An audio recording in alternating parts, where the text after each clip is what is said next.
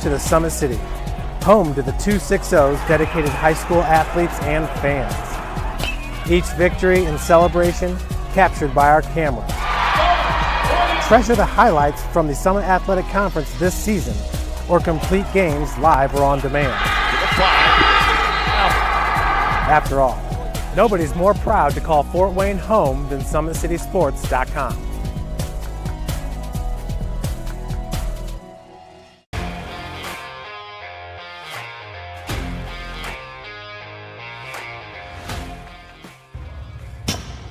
I like to stay active. I try to come in here at least 3 times a week and just get my 1-hour workout in. Since September, I think I've put on 22 pounds of muscle. I think my vertical has gone up plus 5 inches. I've gotten a lot faster since then too. I can hit the ball further. In football, I can push people around more. It's basketball easier too. Just being stronger just makes everything easier. Brandon started with gym rats basketball training. After one of the sessions, he came up to me and he wanted to know if he could do more. So Brandon started the EDGE program in November, in addition to the club training he was doing, because it offers personalized programming for his athletic goals. PSM Performance uses a long-term athletic development pyramid. At such a young age, it's really good for Brandon to set the foundation of athletic development. Since he is in season all year round, he has to be ready for all the physical demands. So he does a lot more strength training, just because in basketball he sprints and cuts a lot. In baseball he's doing a lot of sprinting. In football he does a lot of sprinting and jumping. So preparing him to withstand the physical demands of those games, he does a lot more strength training. I like all the lower body stuff the best. I do goblet squats, split squats, back squat, front squat, a lot of those. Tyler knows what's best for me. He always points me in the right direction. He just pushes me to go harder every day. I was once a Southside kid who was led on a journey by high school football. A journey that taught me discipline, toughness, and the skills that made me a success. As a businessman with a CPA license who owns his own firm, I still use the building blocks of high school sports in my everyday life. Someday sports will end no matter what level you reach, but you will be left with the skills to compete in the next game, the game of life.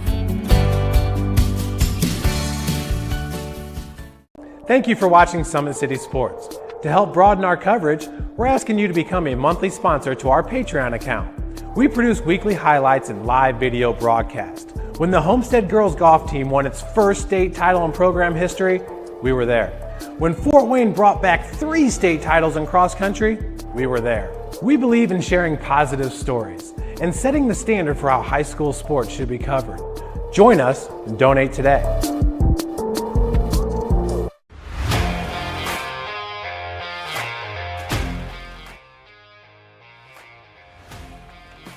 I just want to be the best in basketball. So I want to be the greatest of all time to play women's basketball. So I just know there's people out there working just as much as me. So I just want to keep working hard and keep that intensity going. And so one day I can pursue my dreams of being in the WNBA and playing overseas. So I just want bigger things to come in my life. I remember when I started in March, she could do 0 pull-ups. She did have a great 25-inch vertical when she first started. She only weighed 150 pounds. One of our main mottos is do the simple things exceedingly well, and that's where we started. So we started the foundation, building her base, and now we've got to basically the peak of our pyramid of things that we can do with her. So we didn't skip any levels. We did all the basics, and she got really, really good at them, and that's what's led her to become as great as she is at basketball and performance. I've watched her grow, the confidence-wise, the strength-wise, the jumping ability, her footwork. It's really amazing to kind of watch for a girl her size, being 6'3", 6'4", to move like she can move and do the thing and be as agile as she is, along with the strength. Here at Always 100, we have different things that we provide each week with our elite training, working on things that can help them get a scholarship in the future if they don't have one right now. Watching skill development, helping kids get better, understanding what it takes to get to the next level. Catching and shooting, working on ball handling. In the last 5 years, we had over 200 kids that's able to play basketball at some places from the NAIA, Division III, Division II, to Division I level.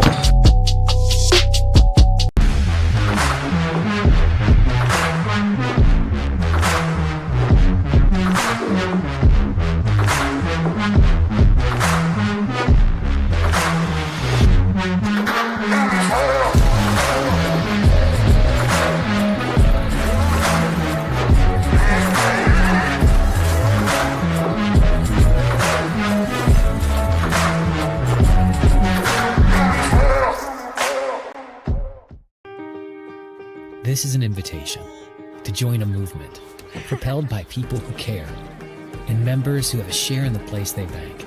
Good morning, Sam. So when you have the chance to get your first home loan, you know an expert will guide you every step of the way. Or when it's time to buy your new car, you'll be treated like more than just a credit score. Good news, ProFed can get you that payment. This is an invitation to a place where simply belonging can help enrich your whole community. ProFed Credit Union. You're invited.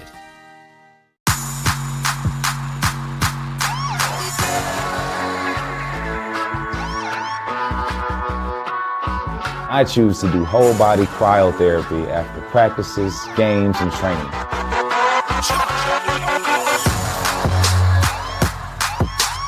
It reduces inflammation in my muscles and allows me to move more agile throughout my profession. I became a believer in iCryo after my severe injury in college at Notre Dame, tore my ACL, and I was looking for ways to recover, ways to get back on the field. So I'm thankful for iCryo.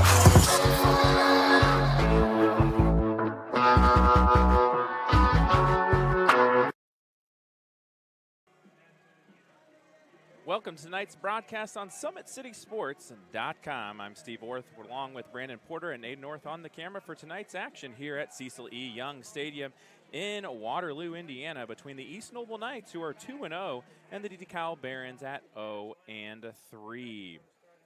East Noble last week, they defeated conference foe Huntington North 57-13, while the Barons lost a tough one at New Haven, 13-10 in double overtime.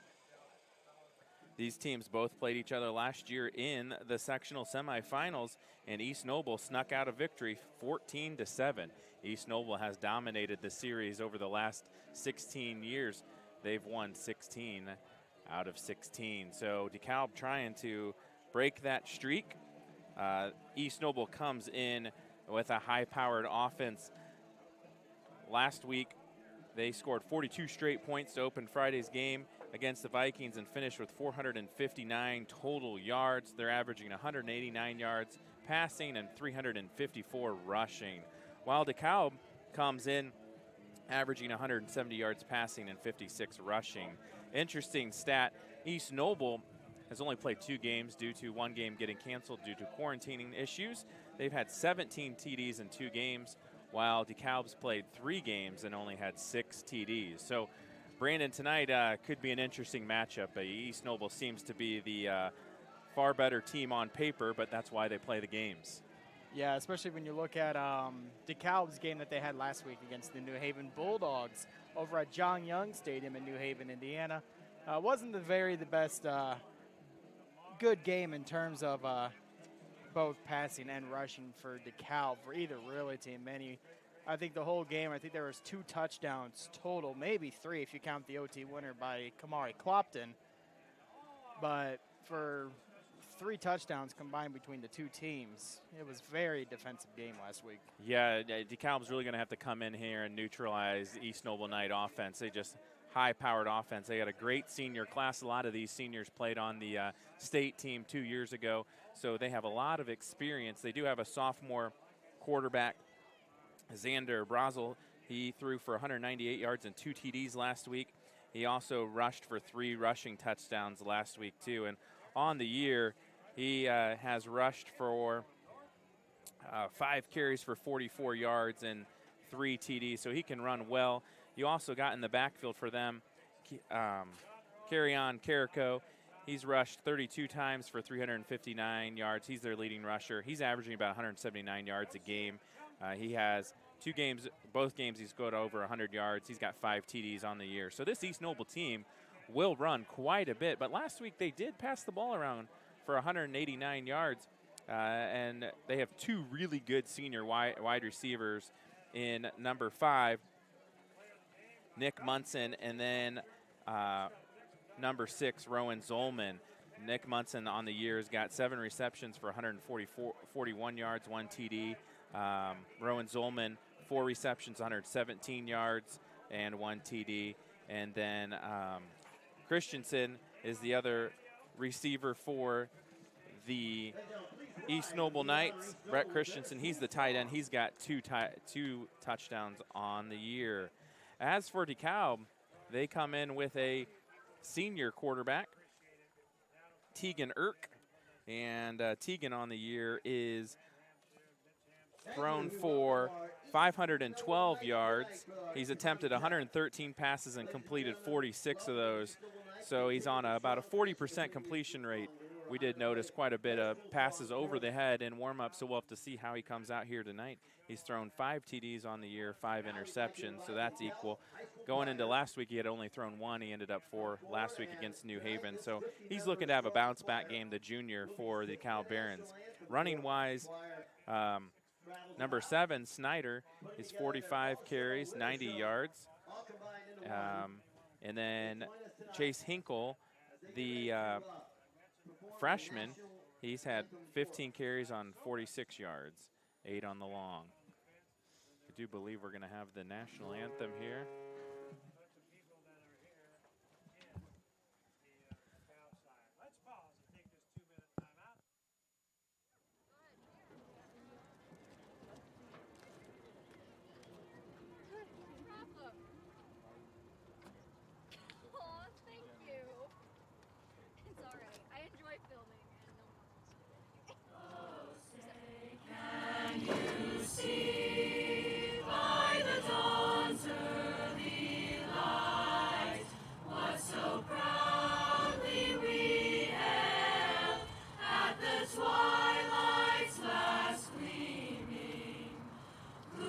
Stripes and bright stars through the perilous fight, o'er the ramparts we watched, were so gallantly streaming, and the rocket's red glare, the bombs bursting in air, gave proof through the that our flag was still there.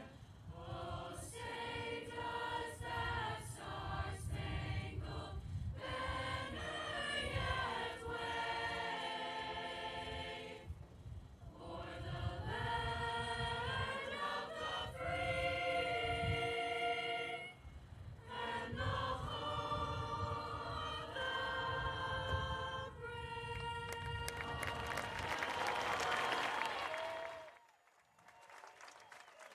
the National anthem courtesy of the DeKalb Baron Choir. Take a look at some other games in action tonight across the IHSAA.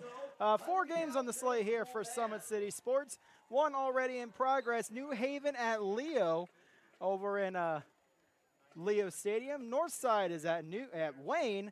Northrop at Carroll. Bluffton is at Woodland. 1 game, however, was canceled due to quarantine issues. The Southside Archers in the Snyder Panther game was canceled.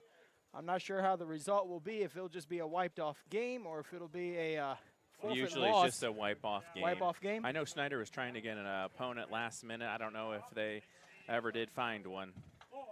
So that is your action tonight on Summit City Sports. New Haven at Leo, Northside at Wayne. The Bruins take on the Chargers, Bluffton at Woodland, and of course right here, the East Noble Knights and the DeKalb Barons. We'd like to take a moment to thank our sponsors here at Summit City Sports that allow us to do these broadcasts every single game of every single week and every single season. Big Eyed Fish has been around the Northeast Indiana area for generations.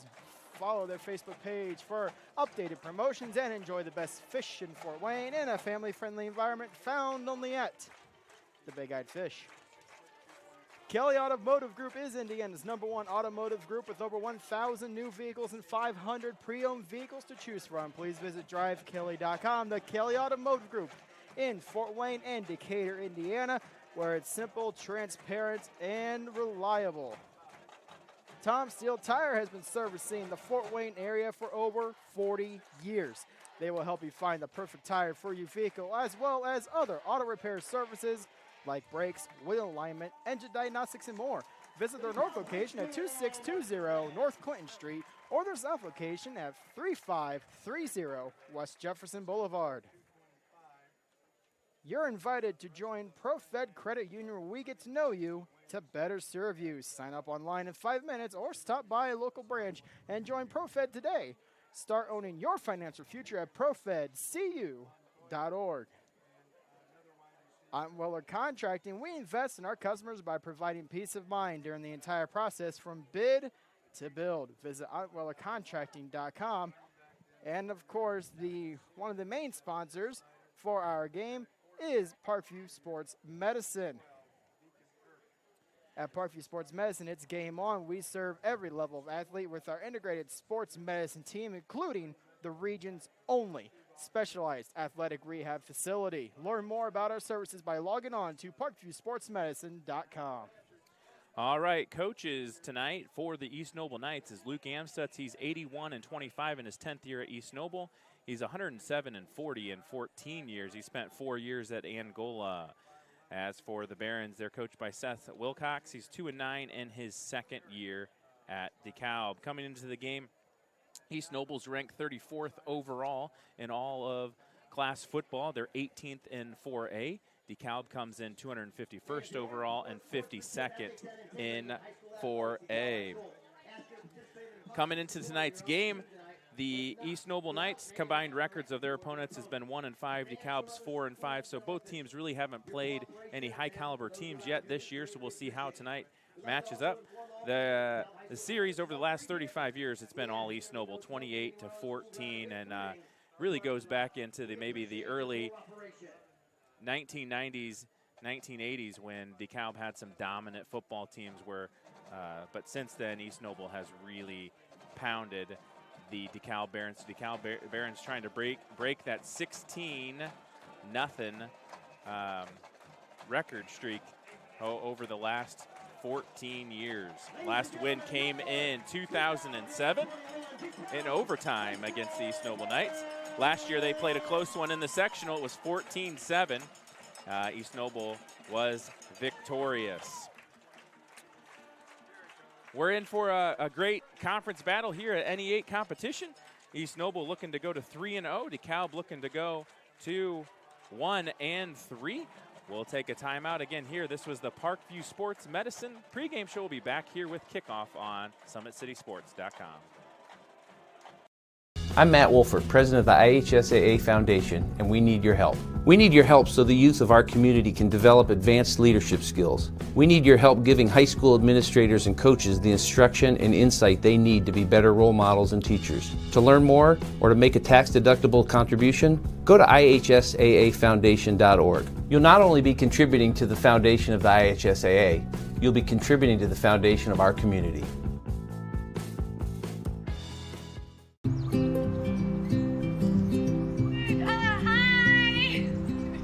You're good at making big announcements.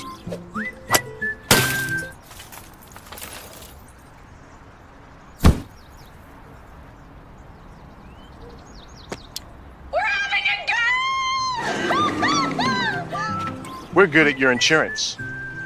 Start with Indiana Farm Bureau Insurance, online, over the phone, or in person, and stop knocking on wood.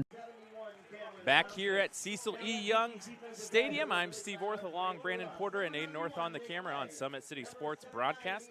Tonight's matchup between the DeKalb Barons, who are 0-3, and the East Noble Knights, who are 2-0. We're getting ready for the coin toss here. The Barons come off a tough overtime loss last week on a depleted New Haven team. They had a number of guys out for quarantine. They lost 13-10 in double overtime at John Young Stadium in New Haven, while the Knights come off a big win against Huntington North, 57-13, and this East Noble Knight team can put up points. The last two games, they've only played 2 out of 3 because they had one canceled. They've scored over 50 points, so they will put up points, and they like to run the ball, averaging 359 yards each game. So we'll see a pretty good East Noble Knight running team. So we'll see what the DeKalb Baron defense can do. And that defense really is led by senior number 23, Nate Williams. He is the free safety. He's leading the team in tackles and tackles for a loss. So Nate Williams is a big player for the Barons here tonight. If the Barons are going to slow this East Noble Knights offense down, they're going to have to control the line of scrimmage up front. Unfortunately, the East Noble Knights have a big senior dominant offensive line, and you can see a couple of those guys out there right now. You got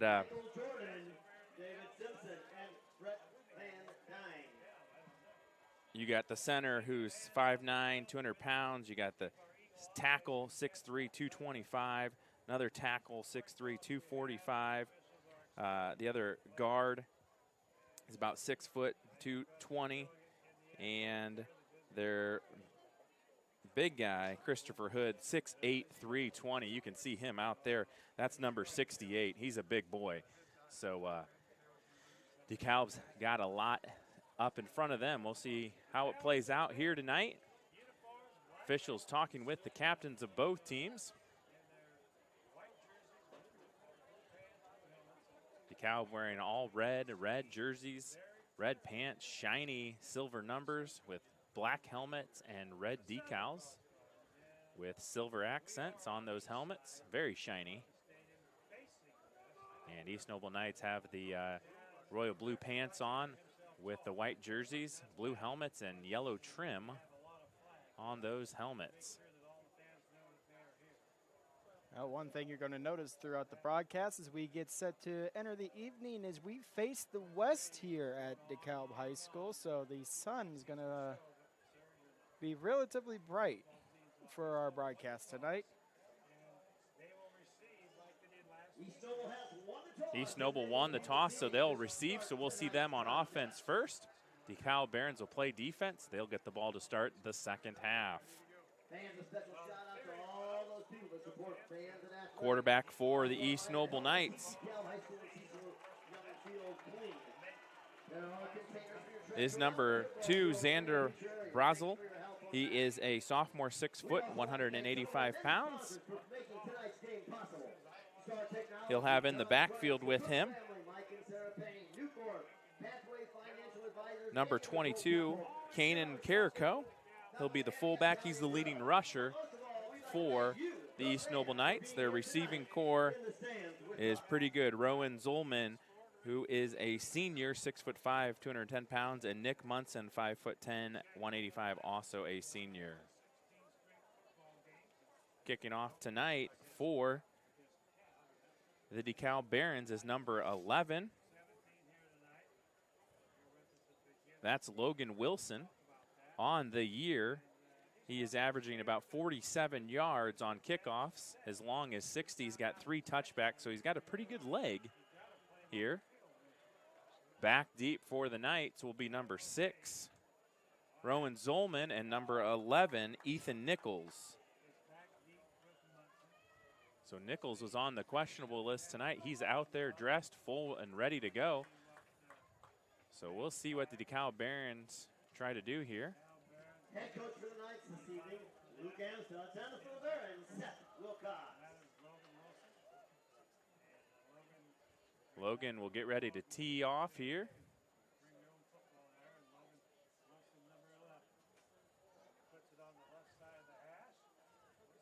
The Barons are all huddled up on the 35-yard line. Wilson will tee it up at the 40. We'll see how they come out here.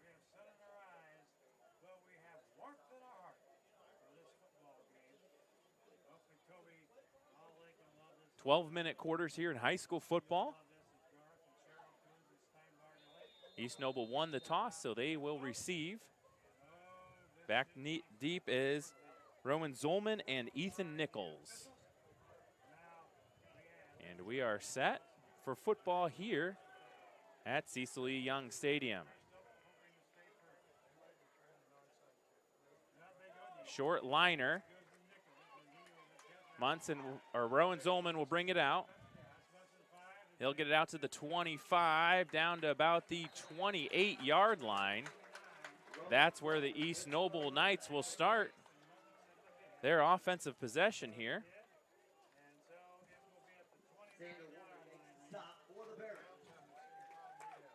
East Noble will start at their own 29-yard line.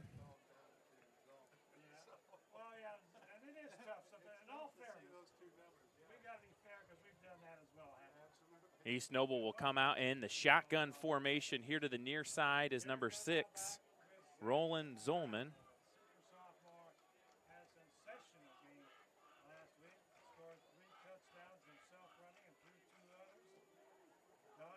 Xander Brazel is the sophomore quarterback for the East Noble Knights. And he is in the shotgun formation. Claps, hands it off to Carrico. He comes off the left side. They run right behind the big number 68, Chris Hood.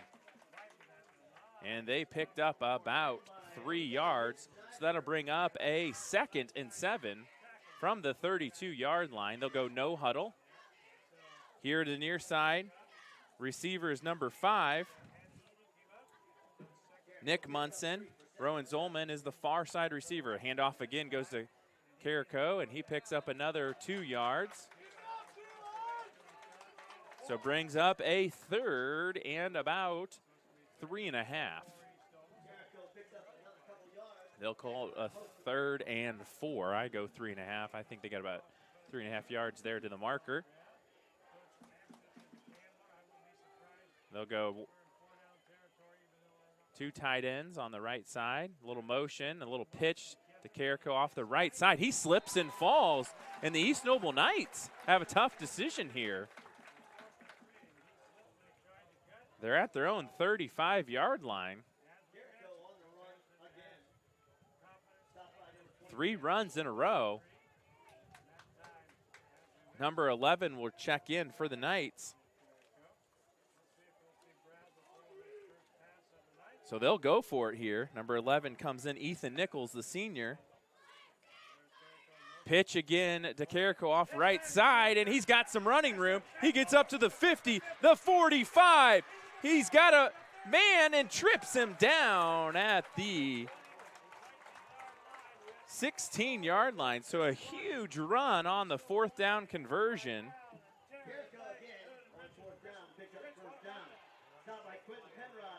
Penrod with the game-saving tackle there.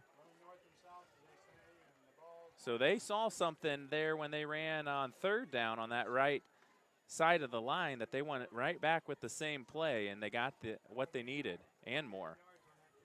Oh, I think they got the Barons to jump off sides. So 9:59 to play here in the first quarter. East Noble is now in DeKalb territory. At the 16-yard line, the 5-yard penalty will take it to the 11, and it'll be 1st and 5 for the East Noble Knights.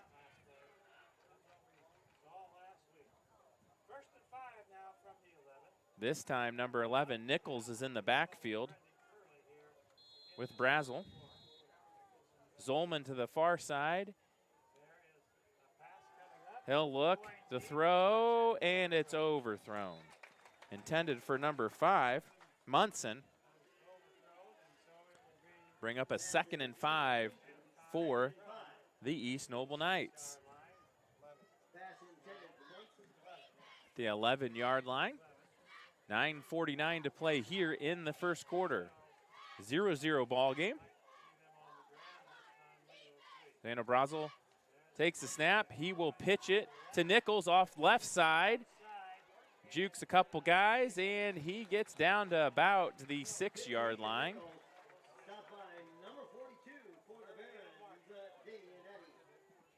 So it looks like a 1st down for the East Noble Knights. So it'll be 1st and goal from the 6-yard line.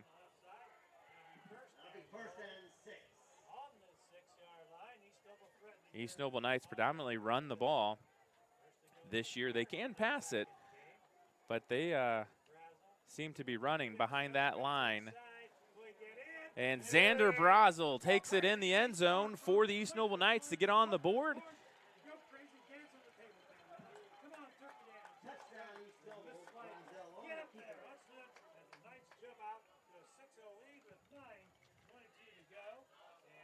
One-yard run, or 6-yard run for Xander Brazel. Kicking for the Knights is number 36, Klein, a junior. He's 11 for 11 on the year. Snaps low, kick is up, and it is good. So East Noble 7, DeKalb Barons 0 with 9:22 to play here in the first. We'll be right back here on SummitCitySports.com.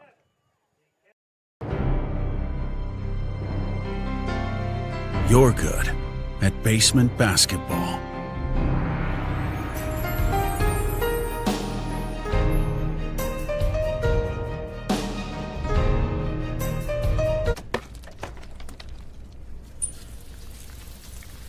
We're good at your insurance.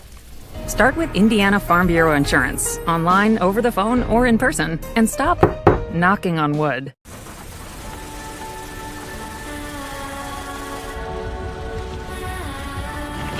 You're good at keeping the car clean.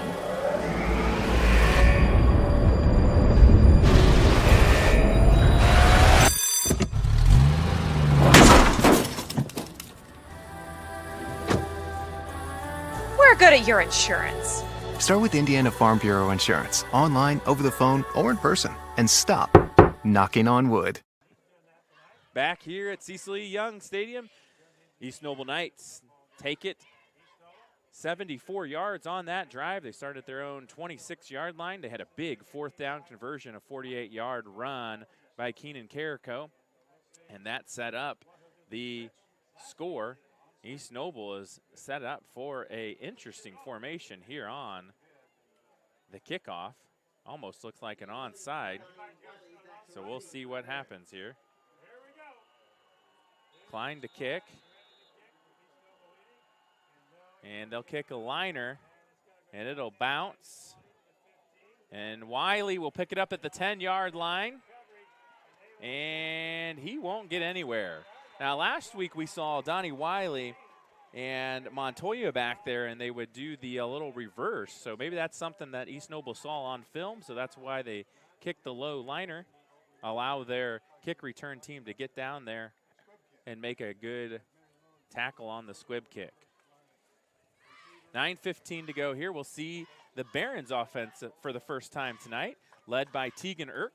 He is the junior quarterback on the year.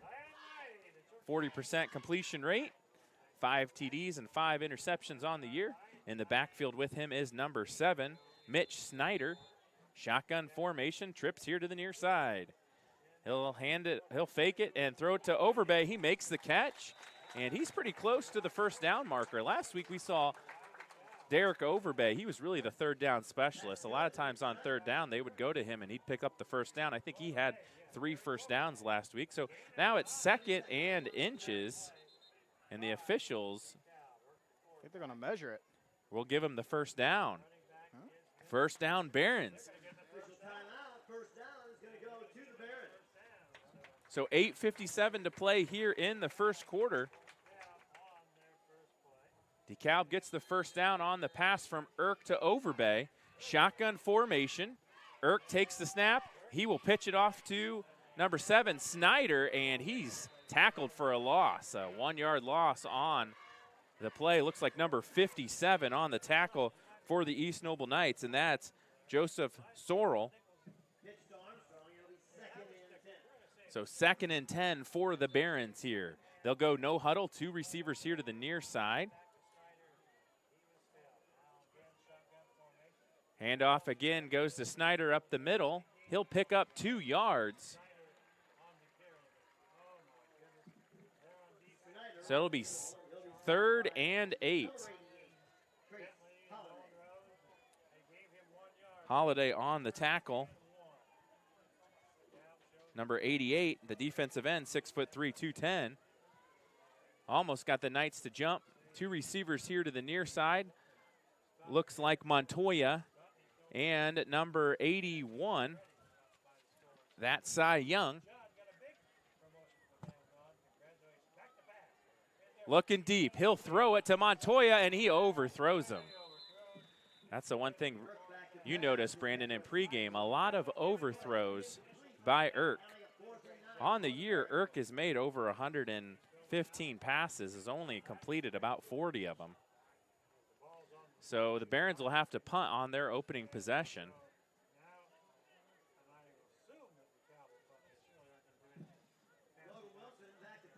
Logan Wilson will punt for the Barons. On the year, he's averaging 34 yards a punt. 44 is his long. He's had one inside the 20. Back deep for the Knights, I believe, is number 5, Nick Munson. Barons had to take a timeout. We'll also take a timeout here on SummitCitySports.com.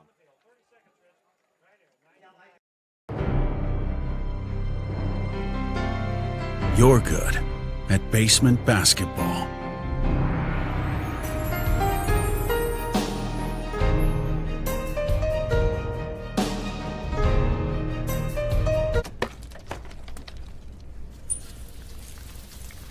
We're good at your insurance. Start with Indiana Farm Bureau Insurance, online, over the phone, or in person, and stop knocking on wood.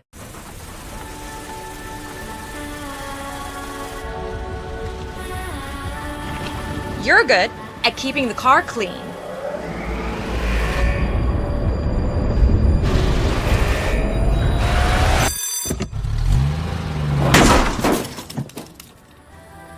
Back here at Cecil E. Young Stadium, Barons have it 4th down and 9. They got the punt team out there. They had to burn a timeout. Didn't have enough men on the field. Only had 10. Punt, kick, low liner off the left side, and it takes a great DeKalb bounce, but Munson will pick it up at the 30. He'll juke a guy, tries to break a tackle, and he's brought down at the 39-yard line. So the Barons will start at their own, or the Knights will start at their own 39-yard line. Well, outside of that first throw for the Barons, their second set of downs, not very much there. Yeah, they tried to run it 3 times in a row and not much at all, and then they threw it, or they ran it 2 times in a row, and then they threw it on 3rd down, overthrew receiver. Now we saw East Noble, their first possession, they threw the ball once and ran the ball every other time. We'll see how they come out here offensively. They'll bring number 6. Roland Zolman will be the receiver here to the near side. Carrico's in the backfield with Brazel. Brazel in the shotgun formation. Carrico to the left of him. And a little motion. And the handoff will go to Munson up the middle. And a great tackle there by the Barons. Number 91 on the tackle. That's Nick Lay. He's a freshman. 6'3", 215 pounds. So that's promising for the Barons. See that freshman having some success out there. 2nd and 5 for the East Noble Knights. Carrico goes in motion to the right side. A little cross-buck play. Handoff to Nichols off left side. Breaks a tackle. He's at the 40. Down to the 35. Cuts it back to the middle of the field. Down to the 28-yard line. What a dance move there by Nichols. Right there on the cross-buck play. Again, this offensive line is huge for the East Noble Knights. Anytime you got a guy that's Division I quality, 6'8", 320 pounds, you're probably going to run behind him quite a bit all night. He's a tough guy to get around. Shotgun formation. Brazel throws it over the middle, caught by number 87, and he's in the end zone. Brett Christian, the tight end, for his 3rd TD of the year. Big time. A little slant across the middle. Brett Christian was wide open. 29-yard pass from Xander Brazel to Brett Christian. Makes it 13-0 here, 6:27 to play here in the opening quarter. And it's no good. First missed extra point of the year. The pressure was brought on by number 23, Nate Williams, for the DeKalb Barons. We'll take a break here on Summit City Sports. 13-0 East Noble Knights. I'm Matt Wolford, president of the IHSAA Foundation, and we need your help. We need your help so the youth of our community can develop advanced leadership skills. We need your help giving high school administrators and coaches the instruction and insight they need to be better role models and teachers. To learn more or to make a tax-deductible contribution, go to ihsaafoundation.org. You'll not only be contributing to the foundation of the IHSAA, you'll be contributing to the foundation of our community. Back here at Cecil E. Young Stadium, here's that replay of Nate Williams getting all over that ball on the extra point to break the streak. It was 12 straight extra points until then. Nate Williams got a hand on it, and he blocked it, so that's why we stand at 13-0. East Noble up over the Barons with 6:27 to play here in the opening quarter. Get some. Oh, sorry, Steve. But go ahead. Replays are courtesy of Traction Athletic Performance. Looks like Angola leads West Noble 14-7. Eastside 7, Busco 0. Again, they'll set up for that look like onside kick, and then probably, there it is. It is an onside kick, and it is picked up by the Barons. So the Barons were ready for that.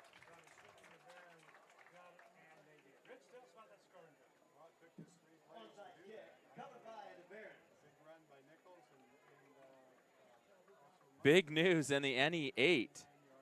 Very big news. New Haven, 9. Leo, 0, or 6. Well, it looks like they got the score off, so we'll have to check that. It says 6-2 on their scoreboard. New Haven scored, so I'd assume that would be 8. So we'll try to get a score update over there, but that's big news. That would be a big surprise. Columbia City strikes first against Huntington North, 7-0. Norwell up 14-0 on Belmont. So the Barons will start. They have second down, bad snap, and Tegan Irk jumps on it. The first play they gained a yard. I was too busy checking the out-of-town scoreboard.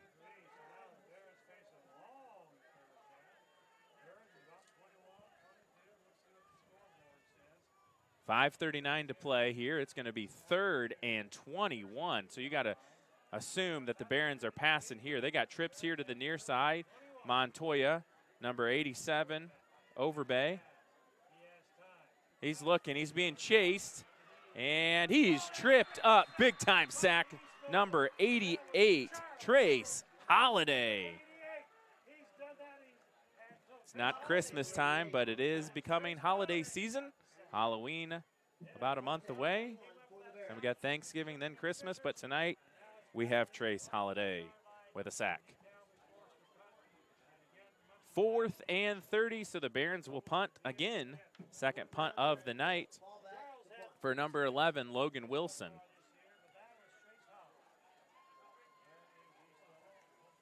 Low snap, too, for the punt. Oh, and he got hit, but no flag. East Noble will let it bounce. And it is another really good punt there by Logan Wilson. That'll help his average. He's got 2 nice punts tonight that took good DeKalb Baron bounces. So East Noble will start from their own 31-yard line.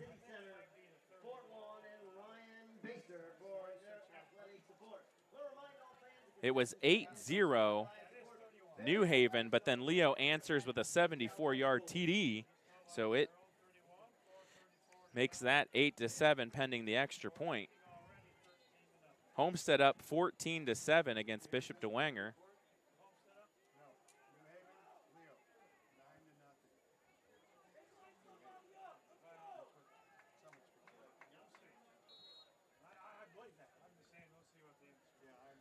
.434 to play here. 4:34. Xander Brazel, a little motion.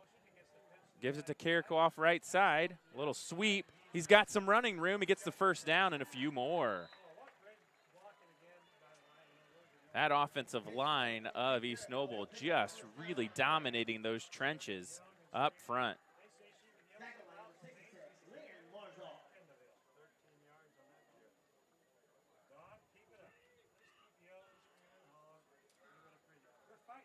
Two receivers here to the near side, one to the far. Carrico fake. Brazel will keep it, and he's tackled at the line of scrimmage. That tackle, it's hard to see with that sun. The sun and the shininess of those numbers. I want to say it's 80. I'll give it to 92 on the tackle. East Noble goes no huddle. 3:49 to play here in the opening quarter. 13-0. East Noble scored on both possessions. They had a big fourth down conversion on their opening possession, a 48-yard run by Keenan Carrico. This time they'll go with two backs in the backfield, Munson and Carrico. Brazel will take it. He'll drop back and he'll fire it. And it is caught. He's at the 20 and he slips down at the 12-yard line. Number 11, Nichols to Brazel.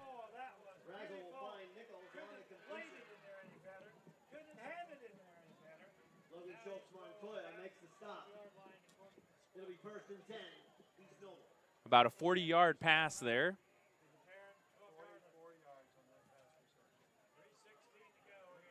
.44 to be exact. So it'll be 1st and 10 from the 12-yard line. They'll check off, so East Noble in the red zone again. 3 minutes left here in the first. Brazel in a shotgun formation. He drops back, throws it in the flats to Munson. He gets us at the 10, the 5, in the end zone. Nick Munson, touchdown. The Knights again. Nothing but Knights tonight. 20-0. Actually, 19-0. They did miss the extra point. So it looks like East Noble is going to keep their offense out there. They'll spread into a funky formation here. Brazel takes the snap. He'll fire it out to number 10, and he'll try to get it in. No signal yet. The two-point conversion is good, so that's Brazel to number 10. I don't know who number 10 is on the roster. Corbin? Keegan Corbin. He's number 10 on the Knights roster. So they do convert the two-point conversion, make it 21-0 here on SummitCitySports.com. We'll take a quick break and be right back. This is an invitation to join a movement propelled by people who care and members who have a share in the place they bank. Good morning, Sam. So when you have the chance to get your first home loan, you know an expert will guide you every step of the way. Or when it's time to buy your new car, you'll be treated like more than just a credit score. Good news, ProFed can get you that payment. This is an invitation to a place where simply belonging can help enrich your whole community. ProFed Credit Union. You're invited. Back here at Cecil E. Young Stadium, East Noble Knights 21, the DeKalb Barons 0. The Knights get on the board again on a 12-yard run by Nick Munson, and then they get the extra point from a pass from Brazel to number 10, Keegan Corbin, the sophomore 6'4", 180-pound receiver. Again, Klein will get ready to kick for the Knights. At the 40, he'll kick a low liner. It'll bounce at the 15 and out of bounds. So DeKalb will have decent field position here. DeKalb looking to get something going offensively. They have punted 2 times in a row. Homestead's up 14-7 with 23 seconds left here in the first quarter.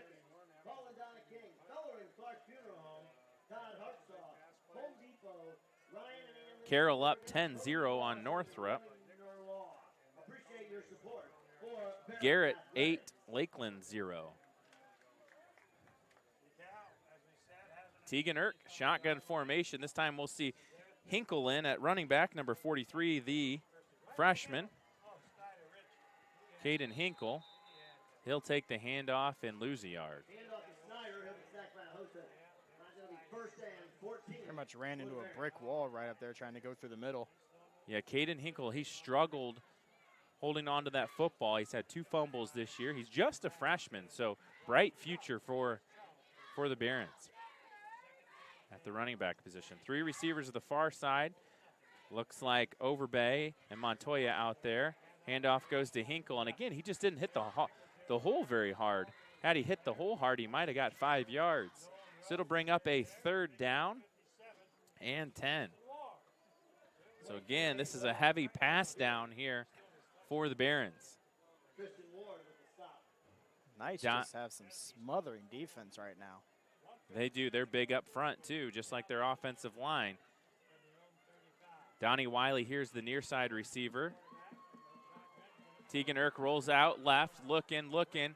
He's got Overbay open if he can get it to him, and he overthrows him. So it'll bring up a 4th down for the Barons. They'll be on to punt for the 3rd straight possession. Logan Wilson out there to punt again. He's had 2 really good punts here tonight. He's got really good bounces.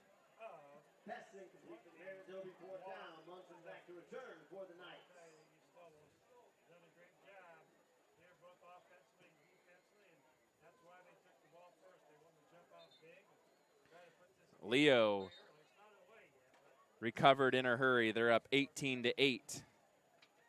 18-8, Leo over New Haven.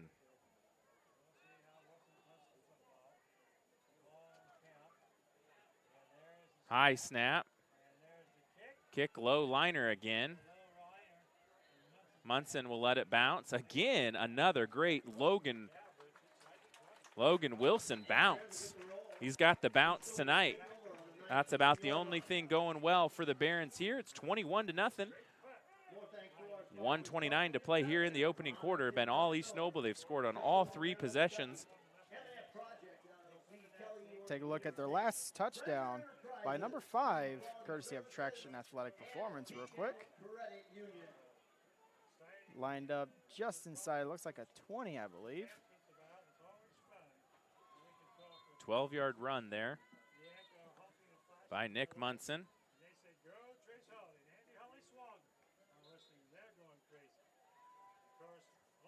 As the East Noble Knights offense has just now taken to the field.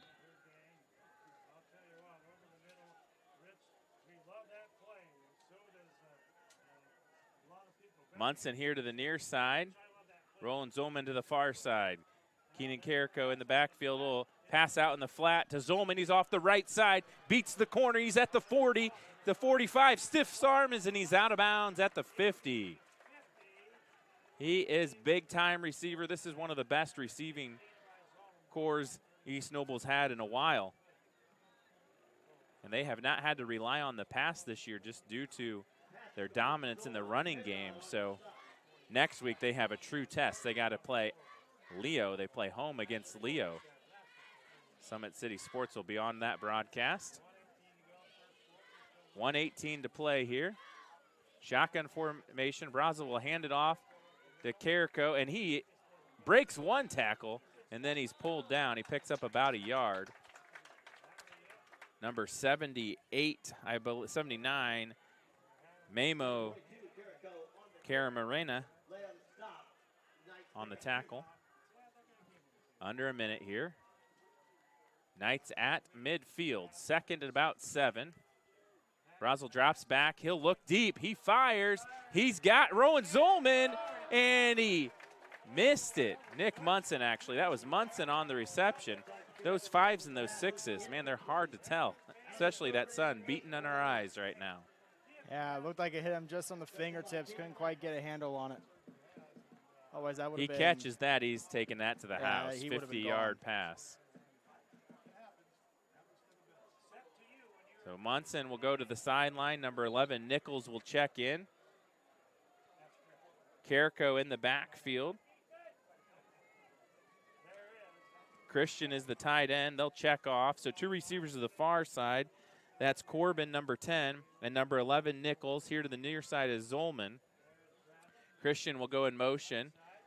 Brazil will drop back. He's looking. He'll roll right, and he will keep it, and he's knocked out of bounds. Number 32 on the tackle for the Barons. Actually, number 22 on the tackle, Blade King. So 4th and 6. The last time the Knights went for it, they picked up a big first down and more. 44-yard run by Keenan Carrico. So Nichols will be the near side receiver here with Nick Munson in the slot, and then Roland Zolman in the far side receiver. Christian is the tight end. And it looks like East Noble will take a timeout with 4th and 6 coming up. We'll be right back here on SummitCitySports.com.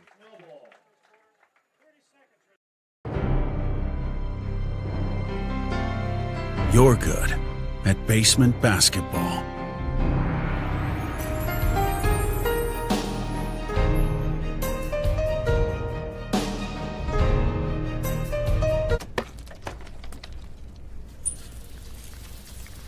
We're good at your insurance. Start with Indiana Farm Bureau Insurance, online, over the phone, or in person, and stop knocking on wood.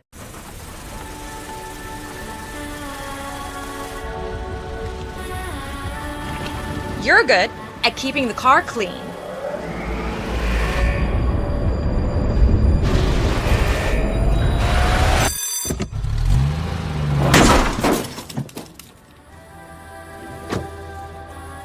We're good at your insurance.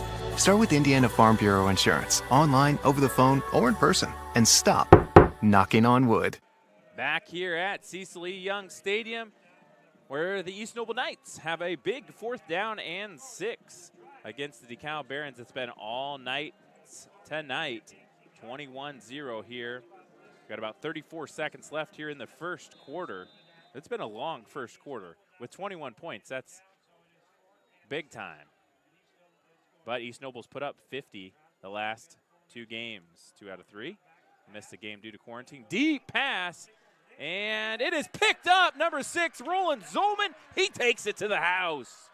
48-yard pass. Brazel to Zolman. 48 yards, big time.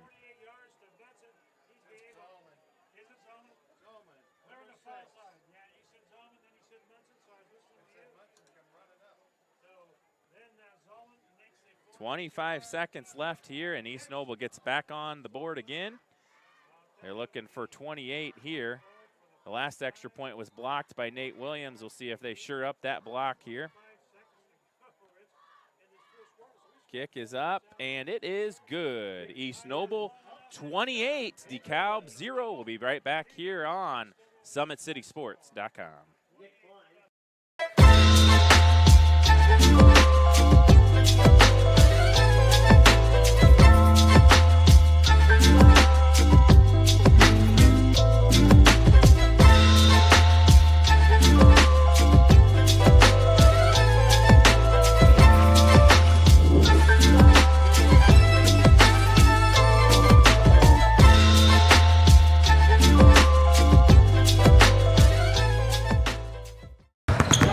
Here at Always 100, we have different things that we provide each week with our elite training, working on things that can help them get a scholarship in the future if they don't have one right now. Watching skill development, helping kids get better, understanding what it takes to get to the next level, catching and shooting, working on ball handling. In the last 5 years, we had over 200 kids that's able to play basketball at some places from the NAIA, Division III, Division II, or Division I level. Back here at Cecil E. Young Stadium, East Noble firing up that scoreboard. They just put it out. The scoreboard went out. It's 28-0. East Noble. I think there's about 26 seconds left here in the first quarter. And it has been all East Noble.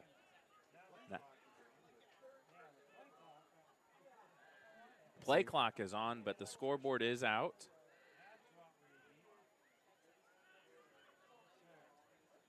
There is a running clock, but that's in the second half once you're up 35.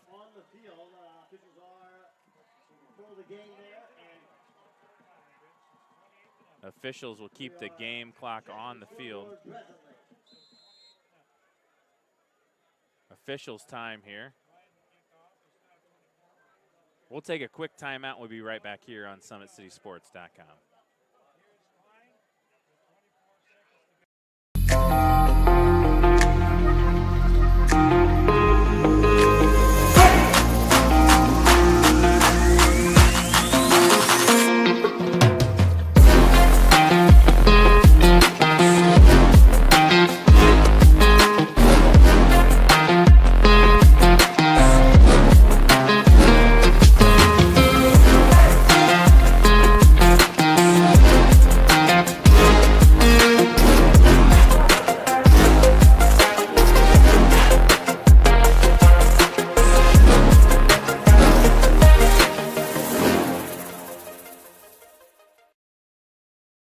Welcome to the Summit City, home to the 260's dedicated high school athletes and fans.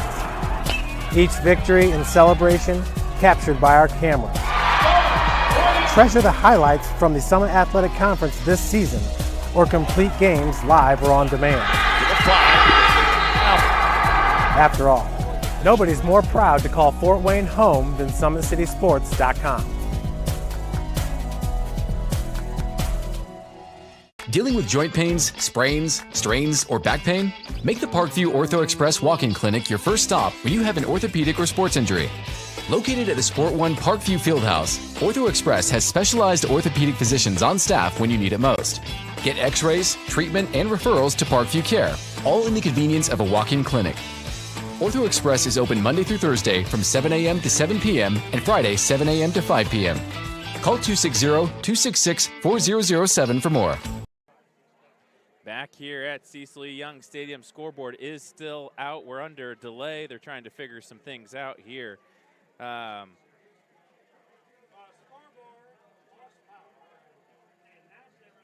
we'll get our cameraman on the scoreboard so you can see. I think East Noble destroyed it with 28 points in the first quarter here. We're not even done with the first quarter. We still got about 26 seconds left.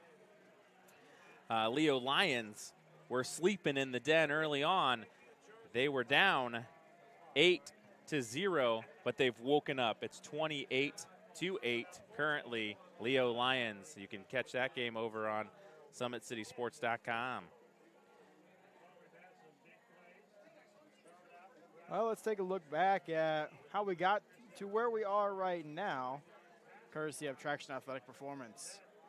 First up, it was number 2 for East Noble picking up the touchdown.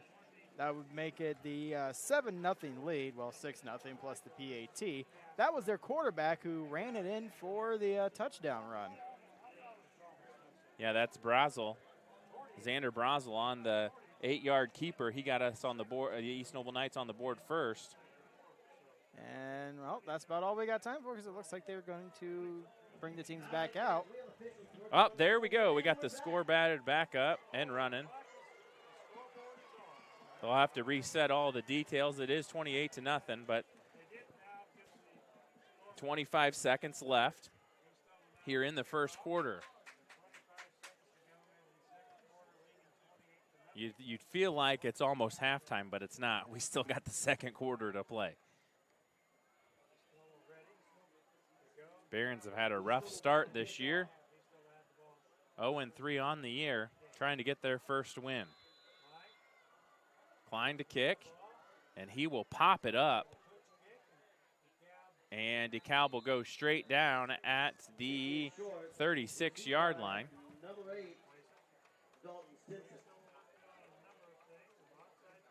Tackled by Dalton Stinson for the Knights.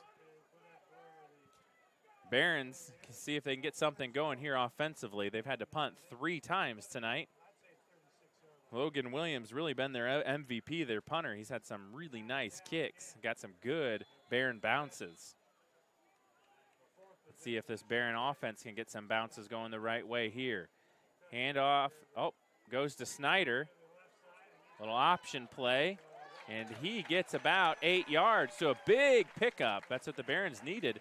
They really hadn't had a big gain since that first possession when they had the 10-yard completion to Overbay. 8 seconds left. We'll see if the Barons try to get another play off here. Looks like they're going to be content just to go to the second quarter here. So we'll take a timeout here on Summit City Sports. It is East Noble Knights 28, DeKalb Barons 0. Be right back.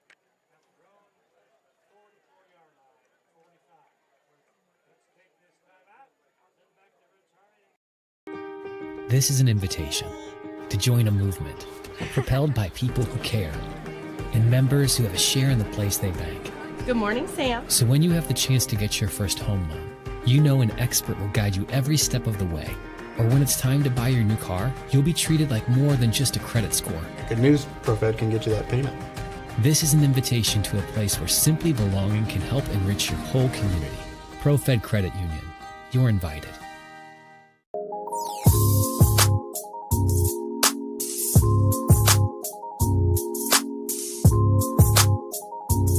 There are tons of benefits to using compression therapy, but my favorite are speeding up muscle recovery, reducing swelling and inflammation, and improving my athletic performance.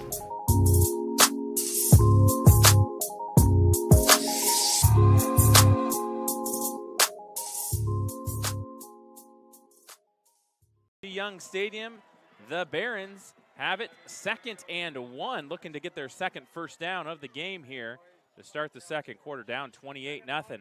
The little pitch to Snyder, and he maybe got back to the line of scrimmage, just short. Trace Holiday makes a stop for the night. No gain on the play. It'll be 3rd and 1. Looks like Wayne 8, Northside 7. 3rd and 1 for the Barons. See if they can pick up the first down. It looks like East Noble's bringing the house, and Snyder gets the first down. Big first down for the Barons as the sun is setting behind the trees. Carrico with the tackle for the Barons. He plays both ways. 2 receivers here to the near, 1 to the far. Pitch goes to Snyder, try to run off left side, and he's brought down by number 22, Carrico. Keenan Carrico is a force. He is a senior, 6'3", 220 pounds. We've seen him run the ball. We've seen him make an amazing tackle there. So it'll be 2nd and about 8 for the Barons. Montoya here to the near side. He's been pretty quiet. Last week he had quite a few catches. East Noble has been predominantly all run. They'll shift on the offensive front. And they'll play action, throws it out to Montoya, and he's got the first down. Just mentioning his big performance last weekend against New Haven, and they go to Montoya for the first down. So really this is the first time the Barons have been across the 50-yard line. So 10:24 to play here in the second. See if the Barons can get a score here. Play action, throws it way over the head of Snyder. Or actually over the head of Montoya. The fake was to Snyder.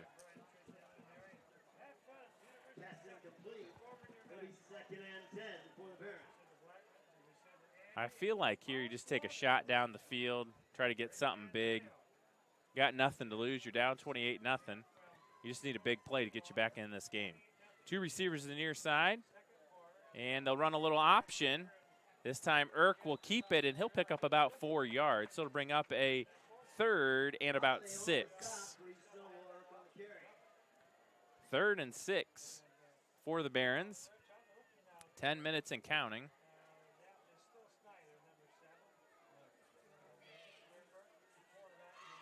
Three receivers to the near side, 1 to the far.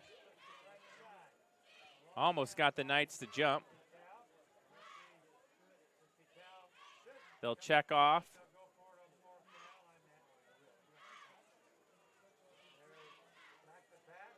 Little play action looking from Montoya, and nothing there. Good coverage there by number 5, Nick Munson.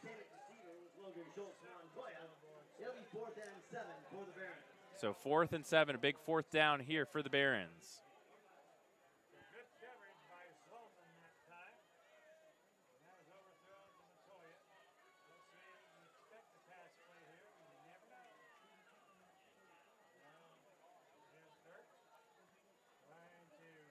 Shotgun formation. Looking, fires it, and it's caught. Donnie Wiley, big catch, gets the first down for the Barons. So 2 first downs on this drive for the Barons.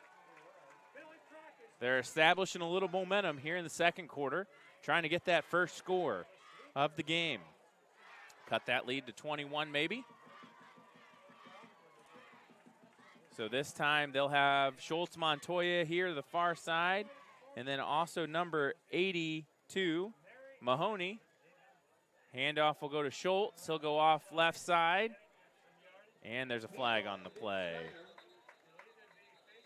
Really haven't seen too many flags tonight. Conley on the tackle. I think I might be holding on DeKalb. Holding on DeKalb, so that will stunt their momentum here. Try to get some scores on our out-of-town scoreboard.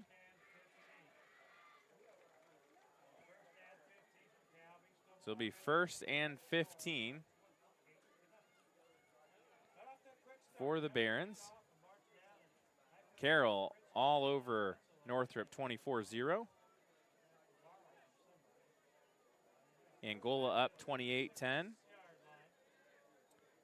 Huntington North, Columbia City, 14-14. Eastside 7, Busco 0 at halftime. Adams Central 27, Jay County 0.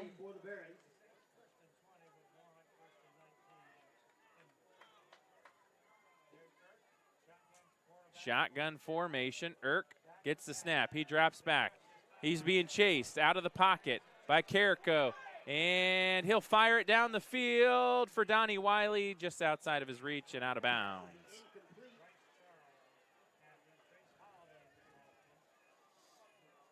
Number 18, Trevor Conley, was chasing him. 8:52 to go here. It'll be 2nd and 20 from the DeKalb 30, or from the East Noble 37-yard line. Handoff goes to Hinkle, and Hinkle gets a good gain there. Picks up about 12 yards, so it'll bring up a 3rd and about 8. The freshman, Caden Hinkle, with a 12-yard run. Handoff again goes to Hinkle, and he ran right into the offensive line. So now it's going to be a big 4th down for the Barons. They've converted 3 first downs on this drive. This has been their best drive of the night. Trips to the far side. Montoya here is the near side receiver. And we will have a timeout by the East Noble Knights. Coach Amstead takes a timeout. We will also take a timeout here on SummitCitySports.com. Timeout, East Noble. I'm Matt Wolford, president of the IHSAA Foundation, and we need your help. We need your help so the youth of our community can develop advanced leadership skills. We need your help giving high school administrators and coaches the instruction and insight they need to be better role models and teachers. To learn more or to make a tax-deductible contribution, go to ihsaafoundation.org. You'll not only be contributing to the foundation of the IHSAA, you'll be contributing to the foundation of our community.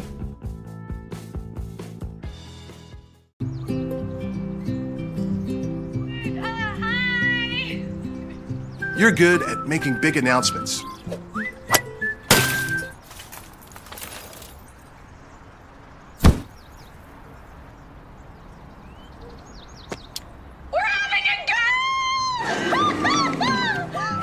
We're good at your insurance. Start with Indiana Farm Bureau Insurance, online, over the phone, or in person, and stop knocking on wood. Here at Cecil E. Young Stadium, I'm Steve Orth along with Brandon Porter and Aiden North on the camera here on SummitCitySports.com. It's East Noble 28-0. Big 4th down and 8 for the Barons. Shotgun formation.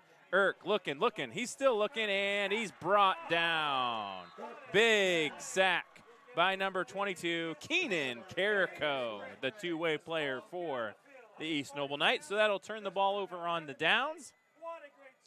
And East Noble will take over at their own 30-yard line. Unfortunate for the Barons, as we have mentioned, their best drive of the game so far. Unfortunately, a turnover on downs cuts it short. I'm pretty sure they were looking for something to help build some kind of momentum as we are getting closer and closer to halftime. Yeah, the offense came off the field. They look a little dejected because that was their best drive of the night, and they were unable to get some points.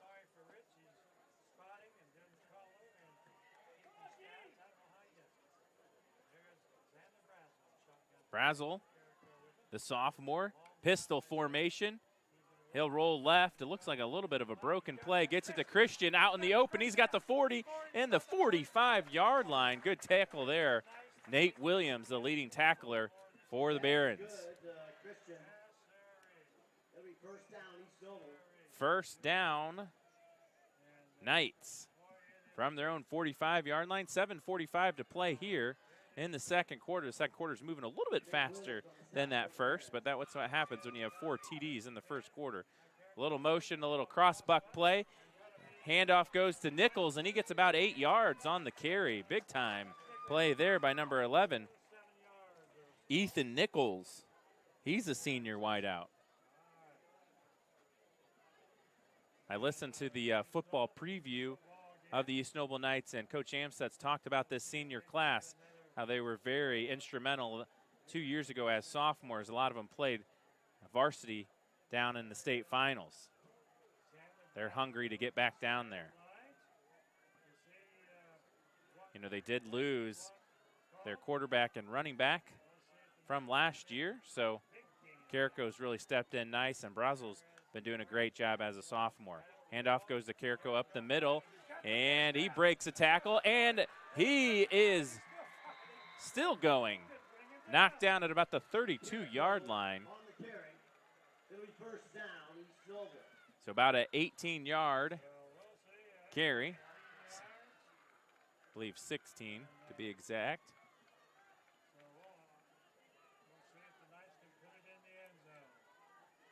Yeah, it was 18.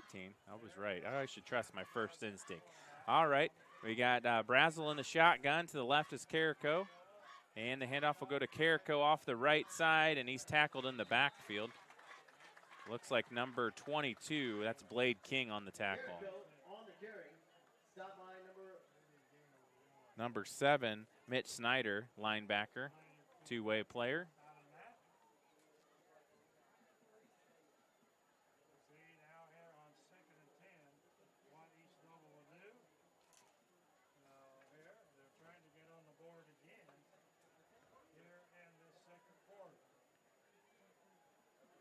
.5:58 to play. Pitch goes to Carrico. He drops the ball, but he fell back on it. So a loss of 2 on the play. Make it 3. Really the first mistake we've seen tonight, other than the missed extra point by the Knights. Carrico will go get to the sideline. Nichols will come in. Carrico needing that much-needed breather, playing both ways. 5:30 and counting. Handoff goes to Nichols off left side. He's got it at the 20, 15, 10, 5. Touchdown, East Noble Knights.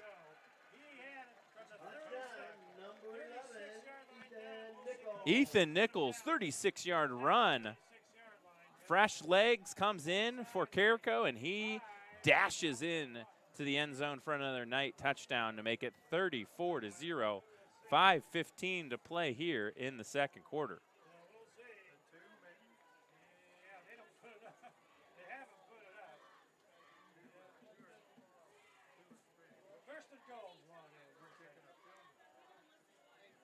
So big touchdown there.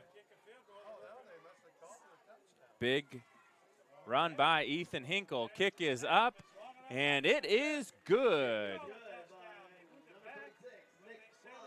Klein with the extra point. It's 35-0 East Noble here on SummitCitySports.com. We'll be right back.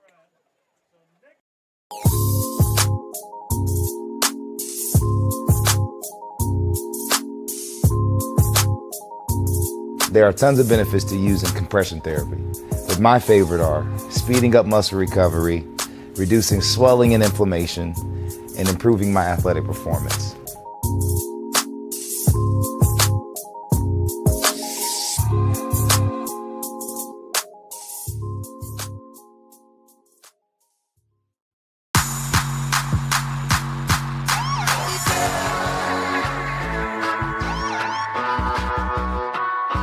I choose to do whole body cryotherapy after practices, games, and training.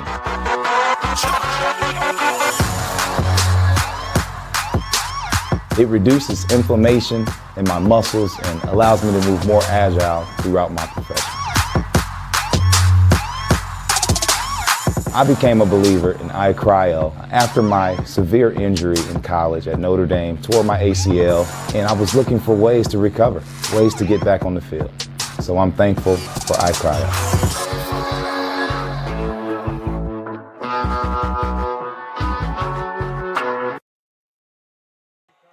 Back here at Cecil E. Young Stadium, Donnie Wiley picks it up at the 10, and he brings it out to about the 30-yard line. 35-0 here in the second quarter. 5 minutes left. The Barons will have it. Last time the Barons had a nice possession. They got 3 first downs. However, they are unable to get the big fourth down conversion, and they turned it over on a downs on a sack. Big score over in Leo. Leo 36, New Haven 15 with 5:13 to go in the first half. So set up for a big showdown up in East Noble next week between the East Noble Knights and the Leo Lions. Both will be undefeated. So Leo can score quick, just like the East Noble Knights have tonight. Gain of a yard. Norwell 28, Belmont 0. Homestead 21, Bishop DeWanger 7. Shotgun formation, Irk looking, still looking. He'll roll out, still looking, and nobody's open down the field. He fires it, and it's incomplete. He had Wiley over the middle. I just think he couldn't see him down there. First time we've seen number 3 in there for the Barons. That's Isaiah Hamblin, a senior. So he comes into that slot position, second receiver.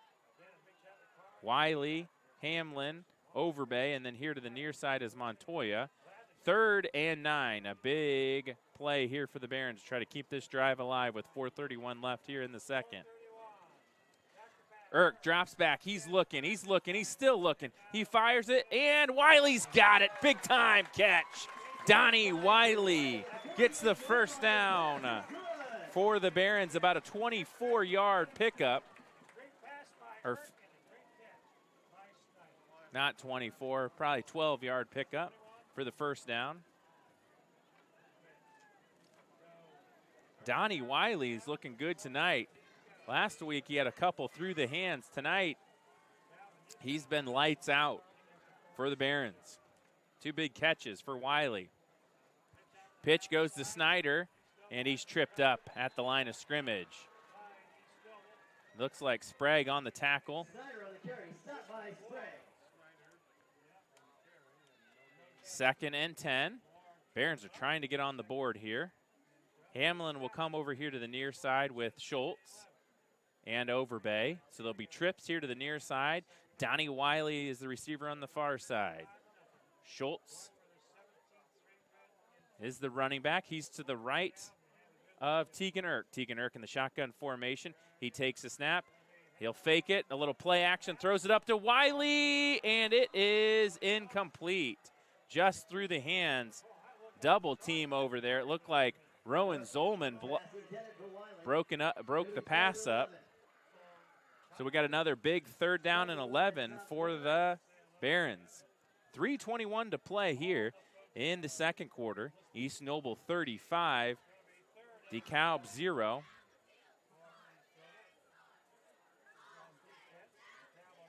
Trips here to the near side. Montoya, Hamlin, and Overbay. Irk rolls out.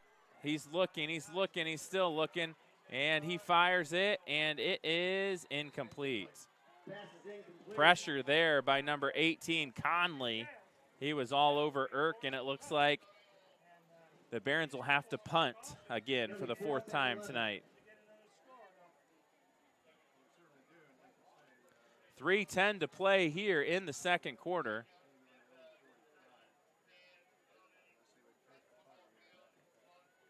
The Barons will be punting from their own 45-yard line.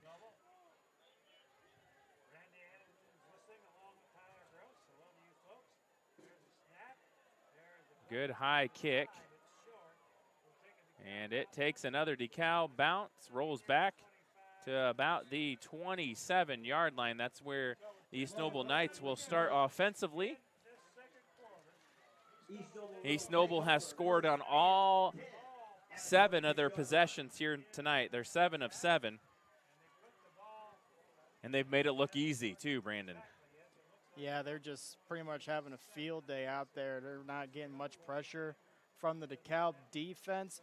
Their running game is superb. Their passing even better, as they have just pretty much have full control of the offense this evening. Yeah, you really got to give it to the offensive line. Nate Terry, number 59, number 63, Zachary Leakty, number 69, Nathan Richards, number 70, Joseph Sorrell, and their big man, number 68, Christopher Hood. I mean, those are the guys that are really making it work tonight. Xander looking, and Brazel breaks a couple tackles, and then he's brought down for a loss of 3. So good defensive play there by the Barons. Tackle was by number 25, Landon Armstrong, a 5'10 senior.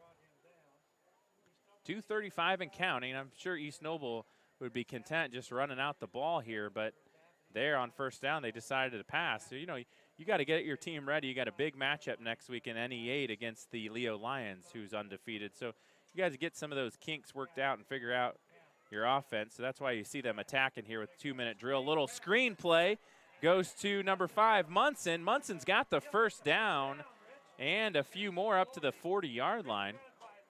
That'll stop the clock as they reset the chains. So we'll see the Knights with their 2-minute offense here. 2 passes on this possession. Nichols here to the near side. Christian is the tight end. Far side is Munson and Zolman. Roll out left. He'll throw it, and it is incomplete, intended for Zolman. Tried a little out there, just outside of his reach. Incomplete pass. 2nd and 10 for the Knights. And goal up 31-10 on West Noble.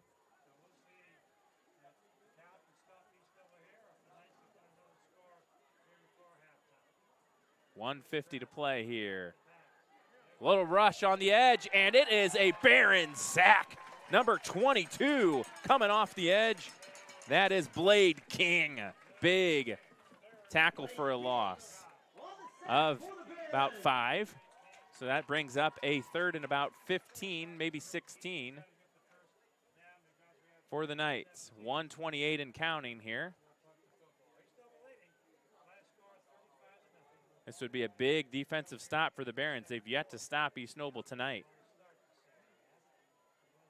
Shotgun formation, Twins here to the near side. Brazel looking deep.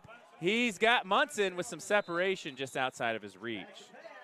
So with 1:08 to play here in the second, we'll see East Noble punt for the first time. Their punter is Rowan Zolman. He's only had to punt 1 time for 42 yards. So 4th and 17 from their own 33-yard line. Wiley and Schultz will be back for the Barons. 1 minute left here in the second quarter. The kick, and it is a good kick. And it bounces back inside the 10-yard line, down at about the 6-yard line. So heck of a kick there by Zolman. Over 40 yards there. So the Barons will start from their own 6-yard line. 56 seconds left here in the second quarter.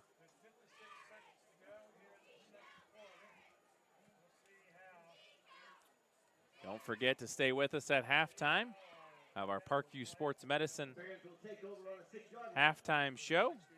We'll replay our big highlights there in the first half and get our out-of-town scores from around the area. Irk looking, he's still looking, he fires it. Oh, incomplete, just through the hands. Intended for number 82, Mahoney. Is intended for Mahoney. So that'll bring up a 2nd and 10. 35-0 East Noble.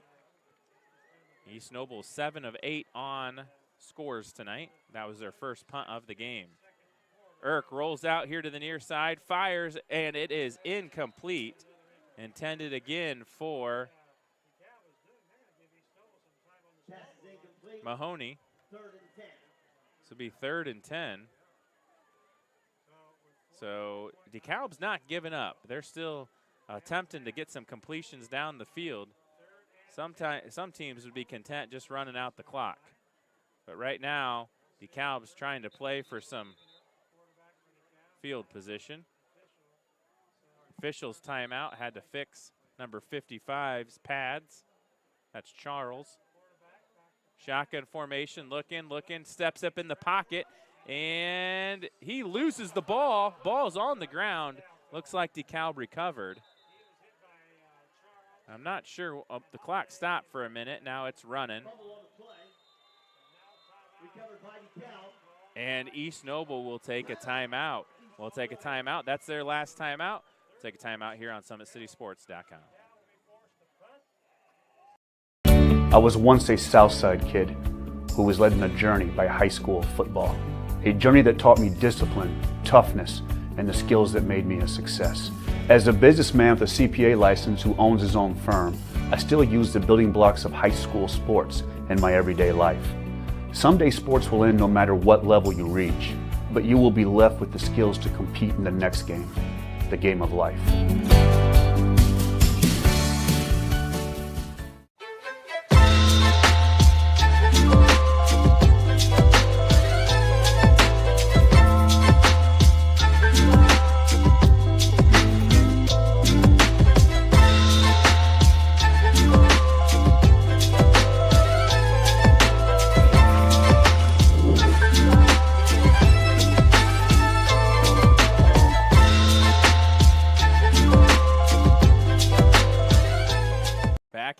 Cecil E. Young Stadium, 31 seconds left here.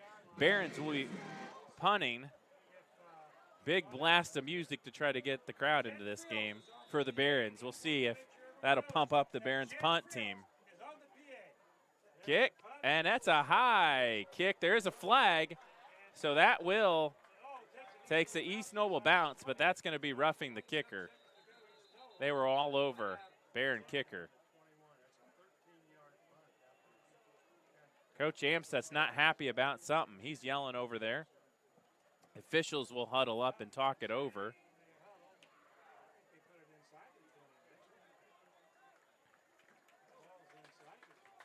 We'll see if the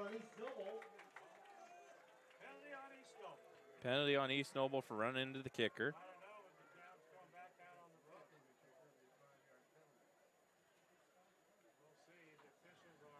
Sorting it out. 20 seconds left, 35-0.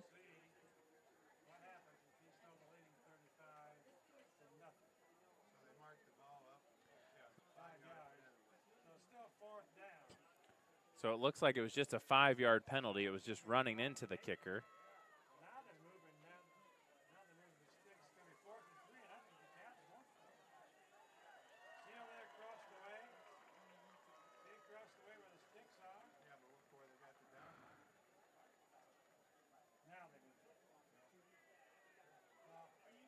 They're waving off the penalty. No penalty. So I don't know what transpires. We'll see finally where they mark the football. East Noble will take over. So the East Noble have great field position. Their best of the night. They'll have it 1st and 10 from the Barons 18-yard line. 20 seconds left here. So East Noble trying to get on the board again. Last week they put up 42 straight points. We're looking to see if they can put up 42 points here. DeKalb will take a timeout. Coach Wilcox not happy about something. He's over talking to the official. He wants an explanation.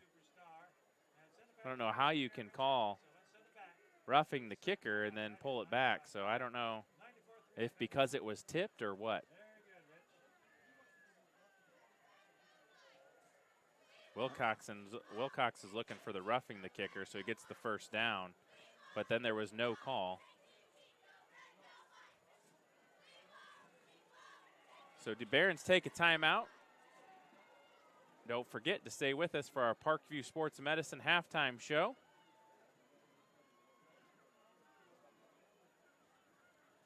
We saw after the penalty, Coach Amstutz was out there barking his case, and whatever he said helped him to win that case.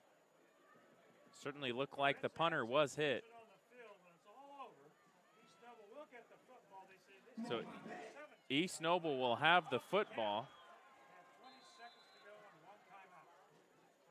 Xander Brazel, shotgun formation with Nichols in the backfield. 20 seconds to play here in the second quarter.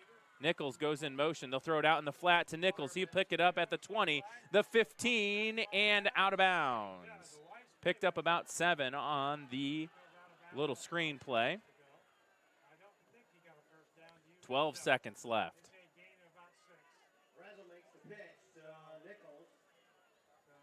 Little screen play there. Brazel to Nichols. This will be 2nd and 4 for the East Noble Knights. Brazel shotgun formation. Nichols to the left. He'll drop back. He'll fire. He'll throw it up to Riley Zolman. What a catch! One-handed. 6 seconds left here. Holy smokes, that was a heck of a catch. If we had a zoom camera, that would be your play of the week. One-handed catch there.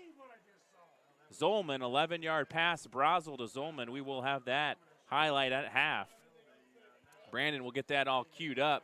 Big time there for Roland Zolman. 41-0, 6 seconds left here. Kick is up, and it is good. 42-0 East Noble. We'll take a timeout here on SummitCitySports.com.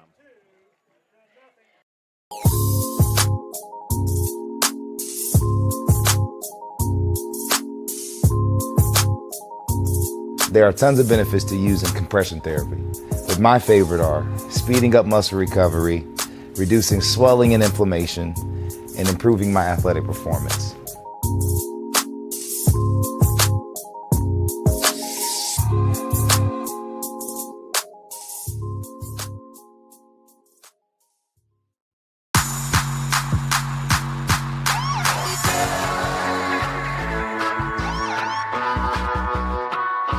I choose to do whole body cryotherapy after practices, games, and training.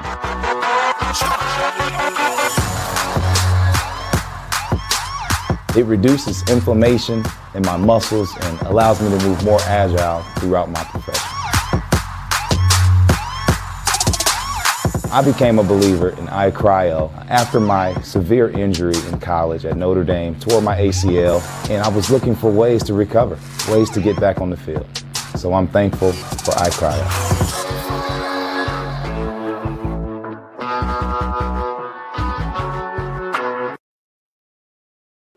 Back here, Cecil Young Stadium, heck of a catch there by Roland Zolman, one-handed. We'll play that at halftime so you can see the replay of the one-handed catch.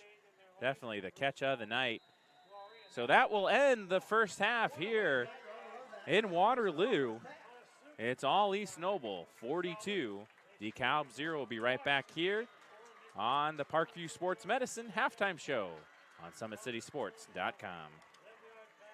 Welcome to the Summit City, home to the 260's dedicated high school athletes and fans. Each victory and celebration captured by our cameras. Treasure the highlights from the Summit Athletic Conference this season, or complete games live or on demand. After all, nobody's more proud to call Fort Wayne home than SummitCitySports.com.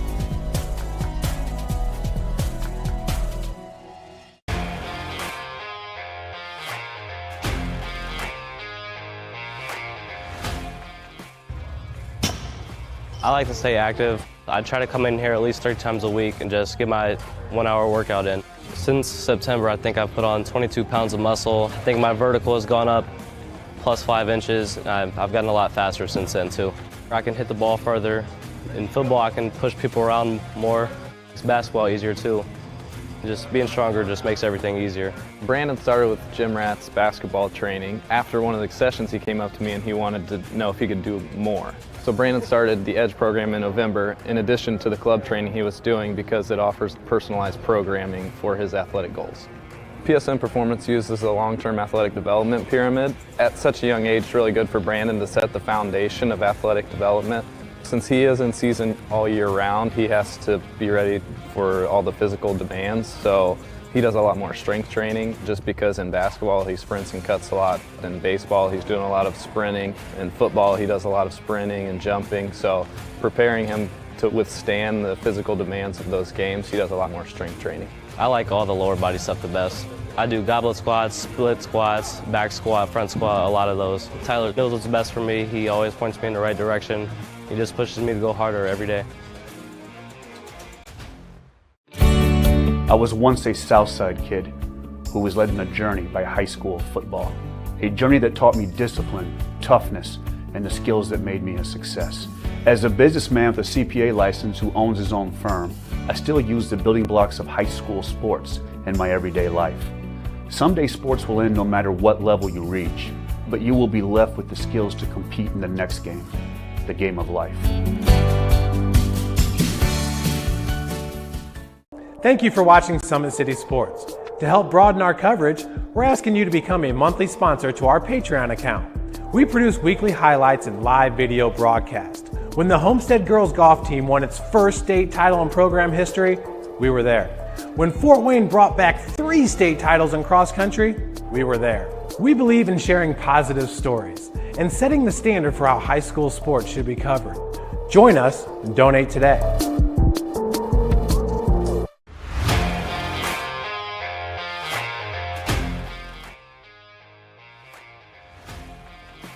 I just want to be the best in basketball. So I want to be the greatest of all time to play women's basketball. So I just know there's people out there working just as much as me. So I just want to keep working hard and keep that intensity going. And so one day I can pursue my dreams of being in the WNBA and playing overseas. So I just want bigger things to come in my life. I remember when I started in March, she could do 0 pull-ups. She did have a great 25-inch vertical when she first started. She only weighed 150 pounds. One of our main mottos is do the simple things exceedingly well, and that's where we started. So we started the foundation, building her base, and now we've got to basically the peak of our pyramid of things that we can do with her. So we didn't skip any levels. We did all the basics, and she got really, really good at them, and that's what's led her to become as great as she is at basketball and performance. I've watched her grow, the confidence-wise, the strength-wise, the jumping ability, her footwork. It's really amazing to kind of watch for a girl her size, being 6'3", 6'4", to move like she can move and do the thing and be as agile as she is, along with the strength. Here at Always 100, we have different things that we provide each week with our elite training, working on things that can help them get a scholarship in the future if they don't have one right now. bunch of skill development, helping kids get better, understanding what it takes to get to the next level. Catching and shooting, working on ball handling. In the last 5 years, we had over 200 kids that's able to play basketball at some places from the NAIA, Division III, Division II, or Division I level.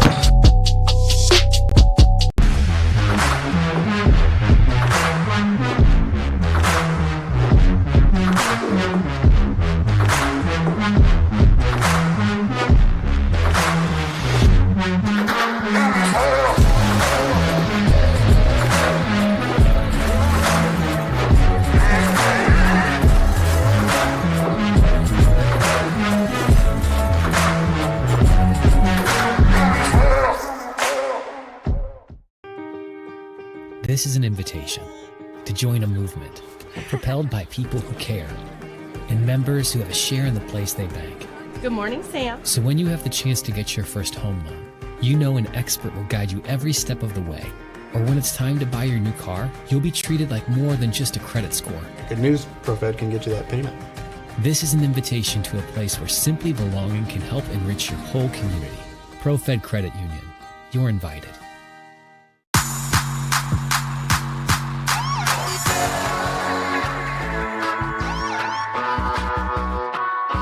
I choose to do whole body cryotherapy after practices, games, and training.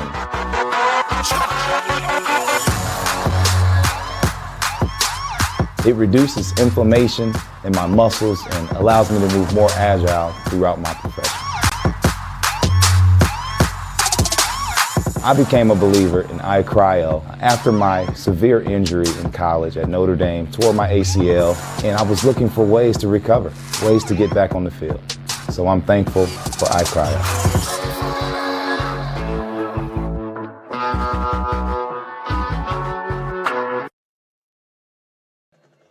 Welcome back to Cecil E. Young Stadium in Waterloo, Indiana. We are at halftime where the East Noble Knights are all over the DeKalb Barons by a score of 42-0.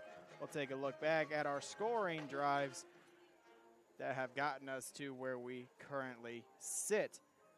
First up in the first quarter, it was the quarterback for the East Noble Knights, Brazel, that ran it in from about the 12-yard line, so about a 12-yard run for the touchdown that opened up the scoring 6-0, and they would convert on the extra point attempt for a 7-0 East Noble lead. Once again, we thank all of our replays, courtesy of Traction Athletic Performance. Up next, a 29-yard touchdown for number 87 of East Noble, right up the middle, and no one was near him. There was one, but he got drilled right at the goal line for the block. East Noble went up 13-0. However, their extra point attempt, as we will see right now, was blocked by DeKalb, so that remained 13-0 about halfway through the first quarter, and it hasn't really changed much. East Noble is just pretty much having their way right now on offense. You see there the PAT block by number 23 of DeKalb.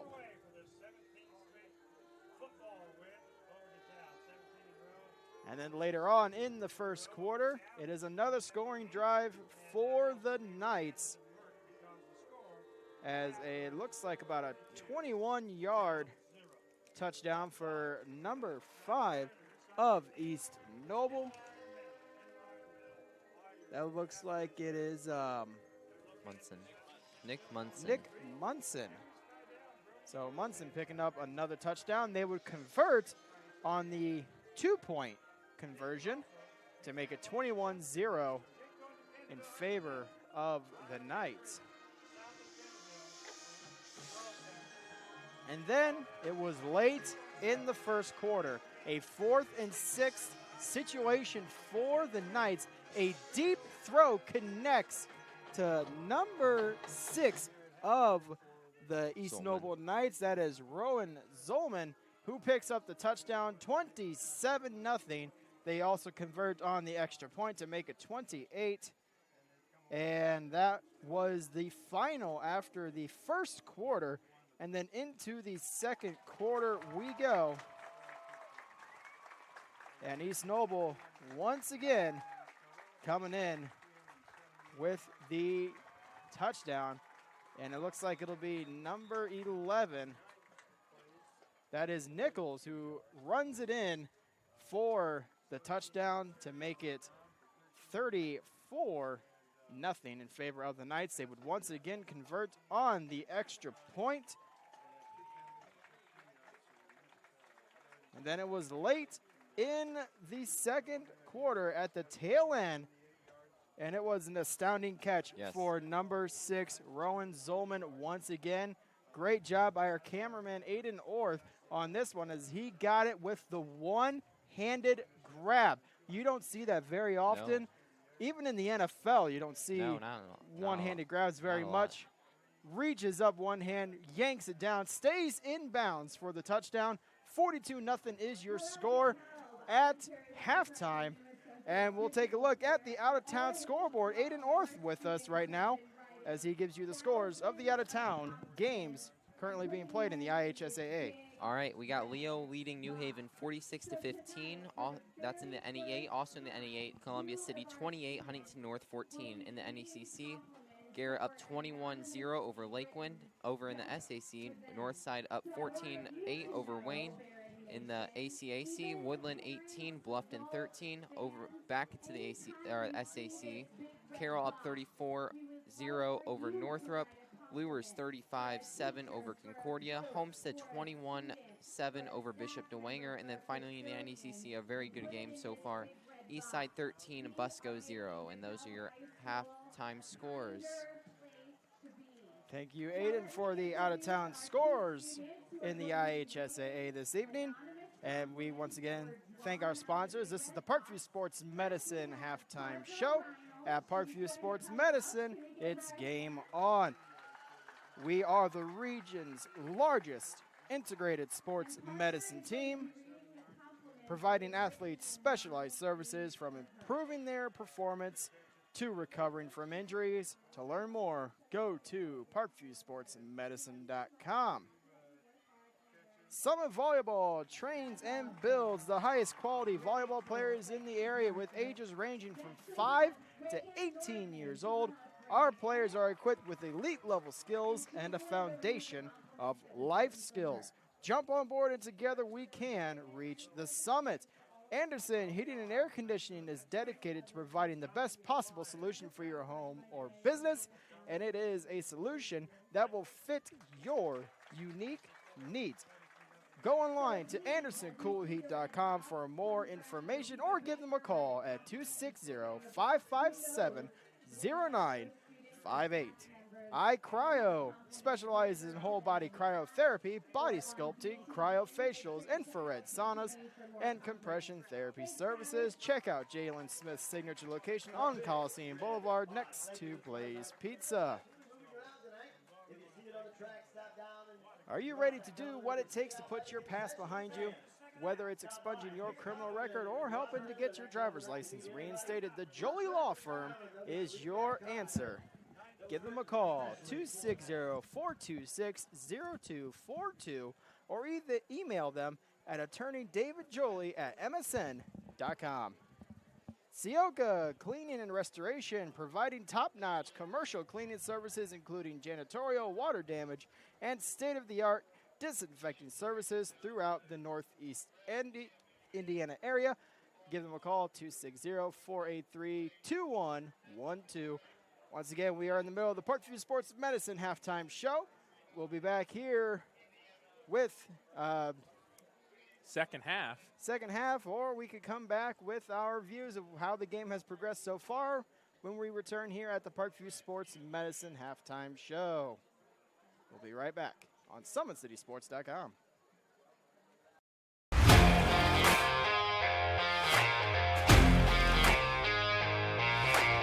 I came into PSM my freshman year after volleyball. Just coming here just really improved like mentally and physically. I brought in my strengths. I came in and I learned how to grow as an athlete. I mean, I've gotten stronger, sprint faster, get up higher. My jump has elevated. Working with Tyler, he built up my endurance for everything, whether it's in weights, sprints. All across the board, we just keep working, and I have athlete development at Warsaw High School that I go to, and so I send him my thing every day, and he changes what we do in here to adapt to what we do there. High school volleyball, when you can go up to 5 sets, being able to just outwork everybody and still being able to put in that 100% was huge for me.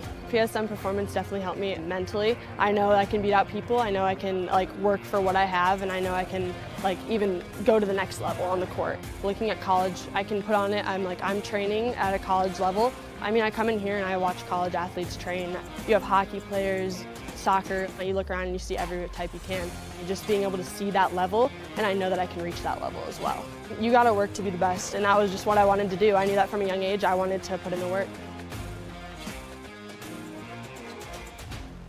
The athletes has always been here, and they're getting better. I'm watching, Summit City Sports, man, they're doing an awesome job. And, I mean, that's a plug. Them dudes are doing an outstanding job. And I'm able to be in Nashville and watch games on YouTube that they're broadcasting, and I'm seeing the talent. And it is just truly outstanding. And, I mean, you guys have seen the talent that's in the NFL now from Fort Wayne, Indiana, the talent that's coming up now, and the talent that, is just here, man. It's really cool. Back here at Cecil E. Young Stadium, East Noble Knights are heading back on the field here to warm up for the second half. They are up 42-0. Really been all East Noble. There's been one possession I can think about where DeKalb was moving the ball down the field. They got about 3 first downs, and then they turned over the ball on downs on a quarterback sack. But other than that, East Noble 8 out of 9 times they've put the ball in the end zone here tonight. They're up 42-0. And that biggest play of that first half had to be that Rowan Zolman one-handed catch there at the end of the first half, courtesy of Traction Replay. Here it is again. They're lined up in the shotgun formation. Xander Brazel drops back, throws it up to Rowan Zolman, and he grabs it one-handed. Rowan Zolman is being recruited by several local colleges, IU, Miami of Ohio, Ball State. So as a defensive player, but you can see why he's got great hands on the offensive side of the ball. Barons have made it out on the field here. They'll get ready here for the second half. And we got somebody's phone up here that was left at the concession stand. So what would be your impression here after the first half? See, obviously, East Noble is in a very comfortable lead. But as far as DeKalb is going, what do you think they should try to work on to get something of an inspiration out of this game? Yeah, I think it's just going to be ball control, trying to control the clock, try not to make the damage even more. I mean, it will be a running clock since it is a more than 35 points here in high school football. New rule where it is a 35-point lead or more, then the clock will run. So that is on the Barons' benefit, but they've had a hard time stopping this East Noble offense. East Noble's been able to run, pass, just about everything offensively on the DeKalb Barons. So I just think the Barons are looking to get some victories here in the second half, get some momentum of some kind. These assistant coach has got them all huddled up, trying to pump into them. I think it's hard being down 42-0 and not feeling defeated. The Barons will receive the opening kickoff. Now East Noble Knights, they're prepping for next week. They got a huge game at home against Leo, and Leo last time checked was up 46-15 over New Haven. They were down early 8-0, and the Lions woke up and they put up 46 in the first half. We'll take a quick timeout, and we'll be back here for the second half action. Once again, this was the Parkview Sports Medicine halftime show on SummitCitySports.com. I'm Matt Wolford, president of the IHSAA Foundation, and we need your help. We need your help so the youth of our community can develop advanced leadership skills. We need your help giving high school administrators and coaches the instruction and insight they need to be better role models and teachers. To learn more or to make a tax-deductible contribution, go to ihsaafoundation.org. You'll not only be contributing to the foundation of the IHSAA, you'll be contributing to the foundation of our community.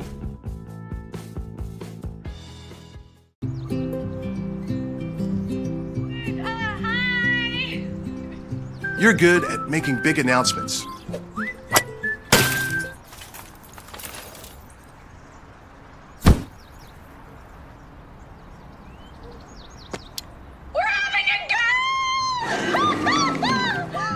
We're good at your insurance.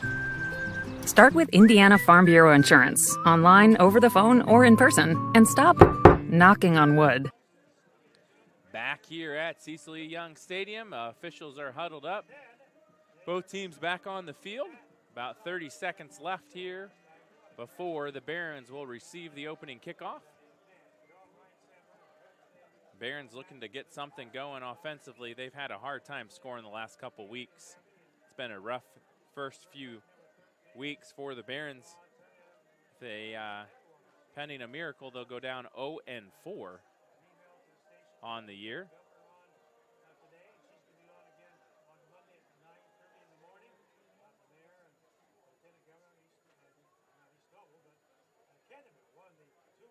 So back deep for the Barons will be number 23, Nate Williams, and number 21, Donnie Wiley.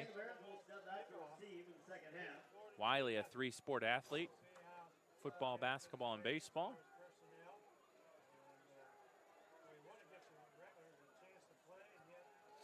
East Noble will be kicking off.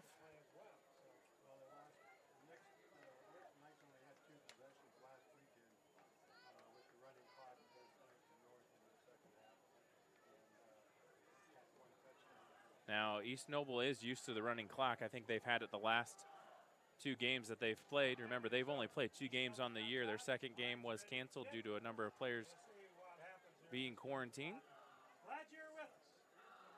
42-0. Klein will be kicking off. Sometimes they show that onside. This time he's going to kick it direct deep.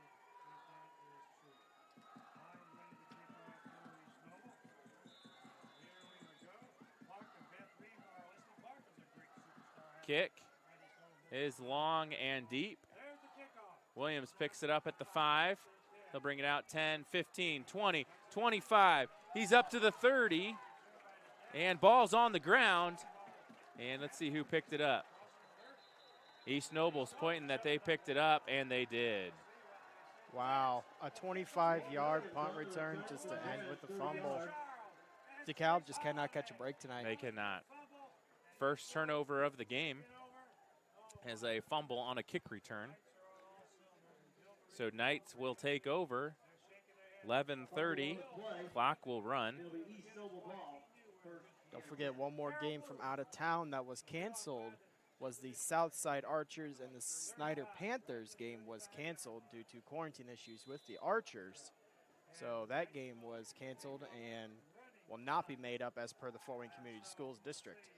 Shotgun formation. Handoff goes to Carrico, and he picks up about 11 on the carry. I would assume you'll see East Noble start to mass sub here in a little bit. I mean, you're up 42-0. It's a good opportunity to get some of your younger guys some snaps. I would assume that maybe this possession would be the last time we see the starting lineup. Handoff goes to Carrico. Again, he picks up about 4.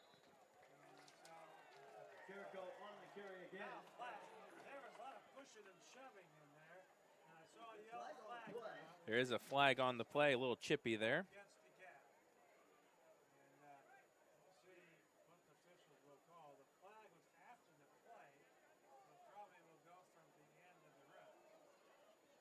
Xander Brazel, personal foul, East Noble. That's the last thing you want to do when you're up 42-0. Coach Amstut's not too happy about that. So that'll back him up.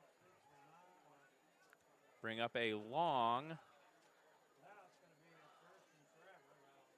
first and about 25. First and about 25. First and actually 13. Oh, and we got an offsides by Rowan Zolman. He took off a little early. Trying a little Canadian Football League, a little forward motion. Their receivers usually go in motion, and they can go forward in the Canadian Football League. There's your Canadian football tip of the night. 9-11, pitch goes to Carrico to the right side, and good open field tackle there by number 8, Penrod, with the tackle for the Barons. So bring up a 2nd and 27. I do think they have the yard marker wrong over there on the far sideline. Should be 2nd and 27.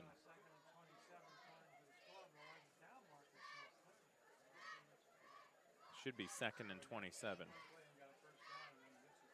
Shotgun formation, 2 receivers to the far side, Carrico to the left of Bressel. And a little cross buck goes to Nichols on the left side.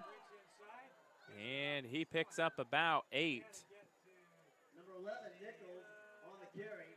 So that'll probably be about a 3rd and Looks like it's going to be 3rd down. About 6. 3rd and 6, I believe.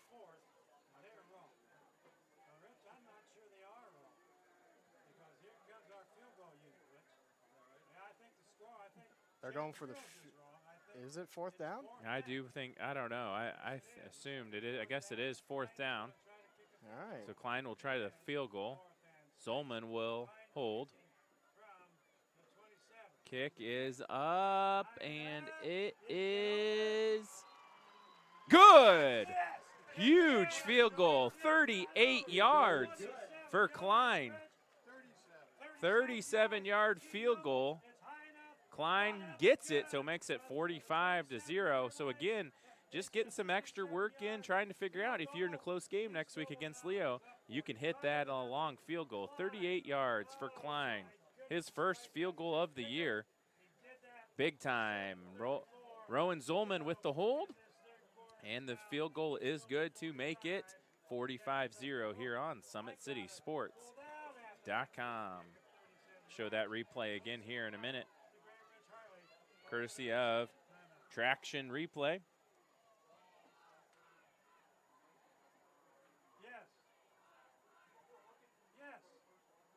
Good snap, kick, just long enough, just over the upright pole. 38 yards.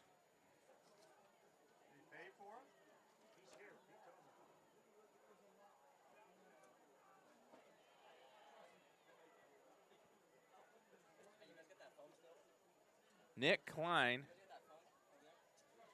Klein, the kicker, 5'9", junior, 38-yarder there. Make it 45-0. So Barons will get the ball for the second time. They fumbled the opening kickoff. Klein with the boot. And it bounces into the end zone. That's a touchback. So Klein feeling some momentum with the 38-yarder. He says, I'll just kick it through the end zone for a touchback. 7:32 to play here in the third quarter. And man, that running clock is pretty nice. It's just moving right along with one possession. I think I heard last week East Noble Island had the ball 2 times with the running clock.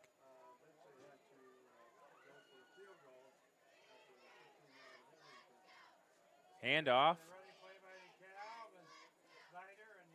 Looks like a new running back in to get a number on that. Let's see who carried that ball. I don't think it was Snyder. think it was number 25. Number 25 on the carry is Landon Armstrong. Landon Armstrong on the carry. 6:40 to play here in the third. It'll be 2nd and 10 for the Barons. Shotgun formation. Twins to the far side. Handoff goes to Armstrong again. He stiffs arm one guy, and he's got some room. He's down to the 45. Big run there. Landon Armstrong, and the Barons fans are on their feet. What a stiff arm there. Landon Armstrong.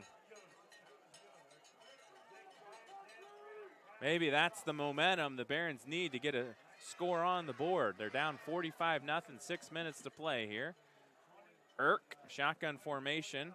Armstrong gets the handoff, gets the fake, throws it over to Overbay down the middle, and he's got the first down.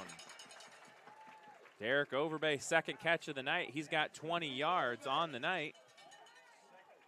A Baron first down. 2nd in inches. Oh, they're going to say he's short. And it looks pretty close. Handoff goes to Armstrong. He's got the first down. And he's still moving. Picks up 5. Landon Armstrong, a senior, 5'10", 225.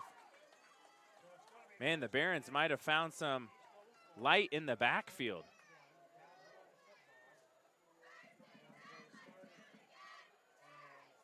Armstrong built like a fullback. Breaks one tackle, keeps the leg drive, picks up 2. We talked about this last week a little bit, just about formations and about using guys in different formations. And Armstrong almost looks like a fullback. You almost wonder if DeKalb would run like an I formation, what their offense would look like at him at fullback. The hard part is you put your playbook in midsummer. So hand off to Armstrong. There's a flag on the play, probably a hold. At this point, I'd probably try it. Just got to find some kind of momentum. So the officials will talk it over. I'll try to run some scores here. Blazers are up against Busco 20-6, east side. Columbia City 35, Huntington North 14. Adams Central 54-0. Offsides on East Noble. Northrop losing to Carroll 34-7.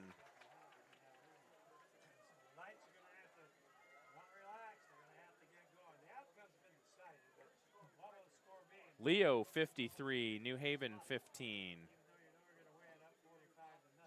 So Leo, the real deal, going to have a good matchup next week with East Noble. It'll be really the first test for both of those teams.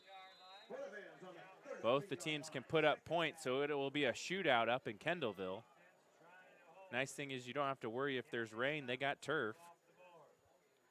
Handoff goes to Armstrong again. And he's just short of the first down marker. So it'll be 3rd and short. I'd imagine you just give it to Armstrong.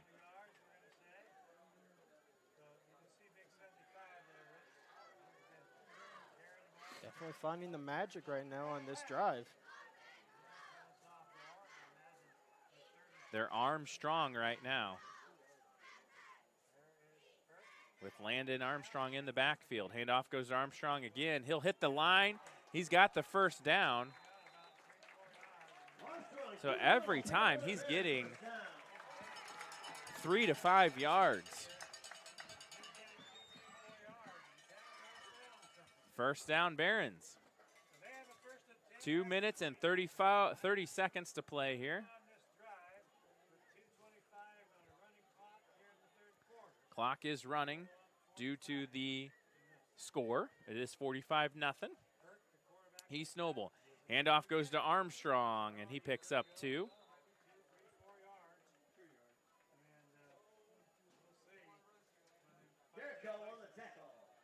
Carrico with the tackle for East Noble. Homestead 28, Bishop DeWanger 7. That's an interesting score because you think back to last week. Lures beat Homestead. So, and you look at Dwenger, you thought Dwenger would be the top of the pack, but Homestead handling them pretty well right now.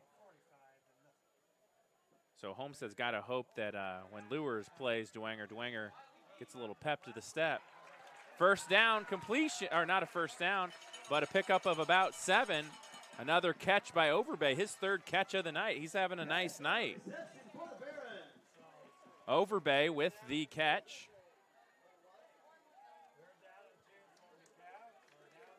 Third down and about 3 with 1:15 to go. Overbay 3 catches tonight. He's had a nice night. Might be close to being the leading receiver. I know Wiley's got a couple catches too. Pitch goes to number 42. I think 42 on the pitch there. Let's see who that was. First down for the Barons, number 48, 45, I think, or 48, one of them. Hard to see, those shiny numbers. Irk, shotgun formation, 1st and 10, and the Knights jumped. So Tegan Irk with the hard count, pulled a little Omaha, and got him to jump. 20 seconds left here, clock is running, so I'd imagine this will be the end of the 3rd quarter. Unless they hustle up and get a playoff.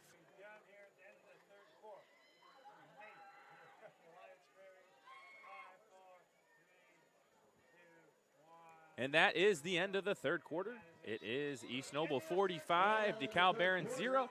Barons are driving. They're on the East Noble 11-yard line. We'll be right back here on SummitCitySports.com.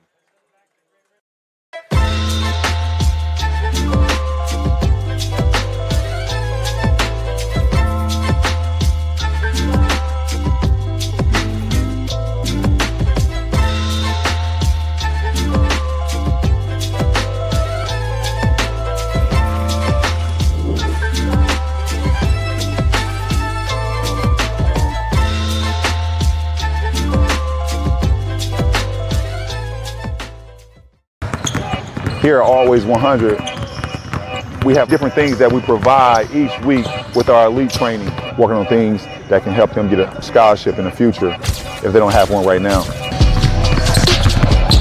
Watching skill development, helping kids get better, understanding what it takes to get to the next level, catching and shooting, working on ball handling. In the last 5 years, we had over 200 kids that's able to play basketball at some places from the NAIA, Division III, Division II, or Division I level. Back here at Cecil E. Young Stadium, the Barons have it 1st and 5 from the East Noble 11-yard line. New back in there, looks like number 10, Tucker Huppert.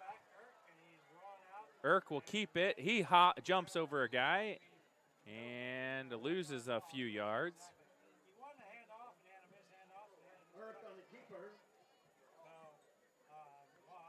And those shiny numbers are really hard to read. Armstrong checks back in. Number 40 comes to the sideline. Number 40 was in. That is Liam Gentis, sophomore running back. So Armstrong's the guy that they've been running on here tonight. Throws it up to Wiley, and it is incomplete. Just through the hands. Good coverage there. Looks like Zolman on the coverage.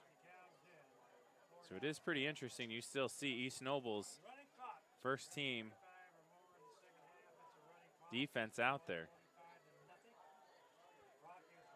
The other thing you got to keep in consideration, you have quarters too, so you can't burn your young guys on their quarters if you don't have a lot of guys playing JV. Handoff goes to Armstrong, and he is stopped. Maybe a pickup of 2, so it'll bring up a 4th down.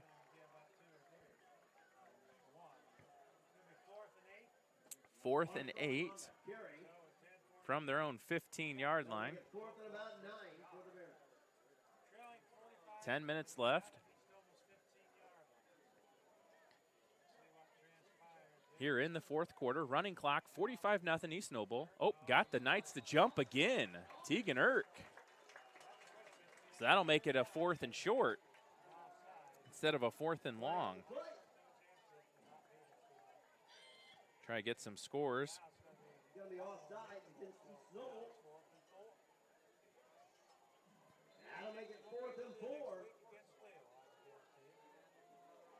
Norwell 42, Belmont 7.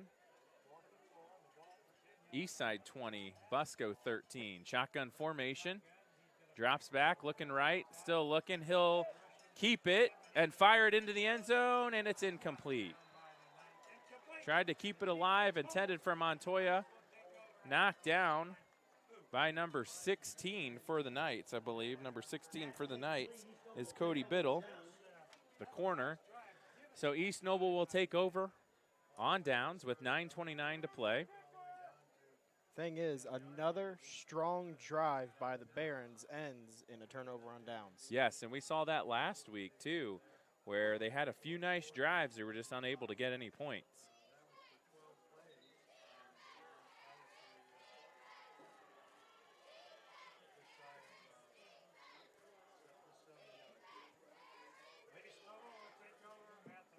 So East Noble will take over. We'll see who's out there for the Knights. I would imagine we'll start seeing some new faces. Yep, it looks like East Noble. I got a flag here. Too many guys in the huddle. So that'll back them up 5 yards. Trying to see what numbers in there at quarterback. It is a single digit. I don't know if it's still. It looks like it might be. Yep, Xander's still in there at quarterback. Oh, ball's loose, and East Noble recovers it. Looks like number 4 is in there for East Noble. That's Tristan Rothenberger, a senior receiver. And also number 10, Keegan Corbin are in there. Nate Williams will come off the sideline. Handoff right side. Goes to number 12, I believe. That's Tyson Reinbold, the sophomore running back. Few yards pick up there.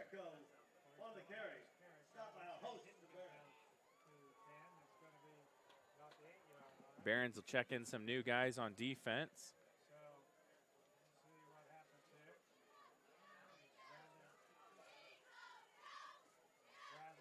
Razzle looking deep, and it's incomplete.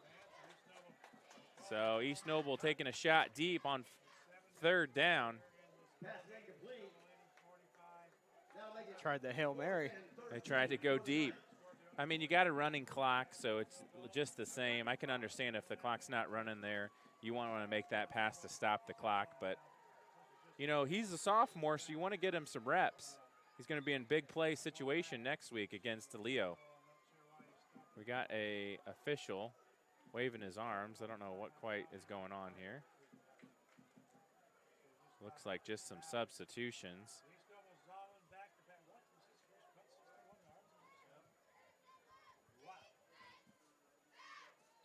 Zolman's last punt was 61 yards. It was quite a kick. Got a great bounce.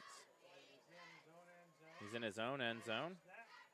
And the kick is high, not as long. Wiley will pick it up at about the 42-yard line, and he's brought down to the 40.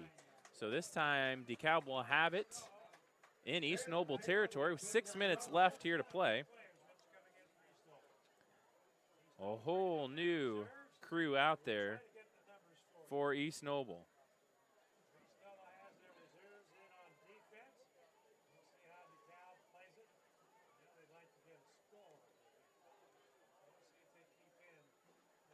Northside 21, Wayne 8. So Tegan Irk is still in there at quarterback for the Barons. Irk pitches it to number 40. Pickup of a 4. That's Liam Gentis. Gentis with the carry. 5 minutes to go.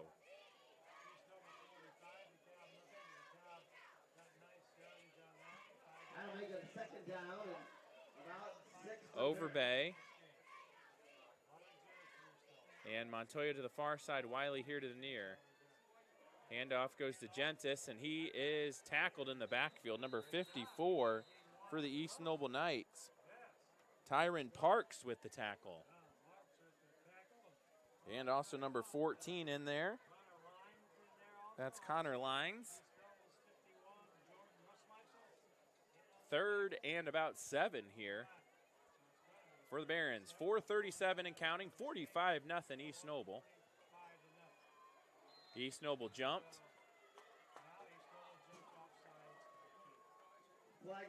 Tegan Erk's got a great hard count.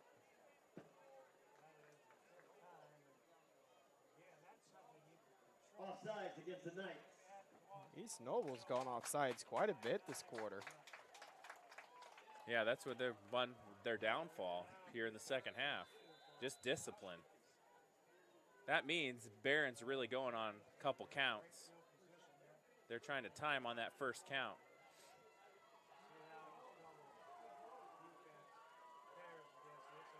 Shotgun formation.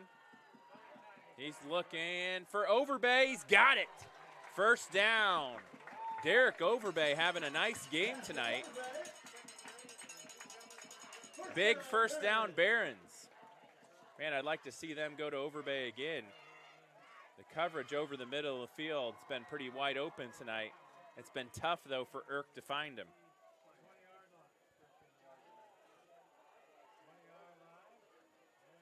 Handoff. Goes to Gentis, off right side. Breaks the tackle. Gets down the 14-yard line. 3:17 and counting. It'll be 2nd and 5.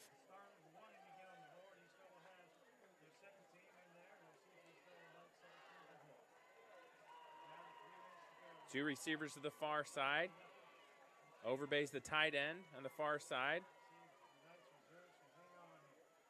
Handoff goes to Gentis again, and he's got the first down. Barron first down. Oh, they're going to say he's short. Pretty close. Oh, they're going to say first down. So it'll be 1st and goal from the 9-yard line. 2:30 to play. And it's going to be 1st and goal.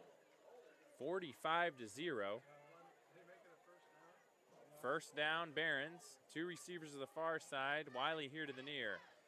Handoff goes to Gentis. He goes up the middle. Maybe got a yard or two. 2 minutes left.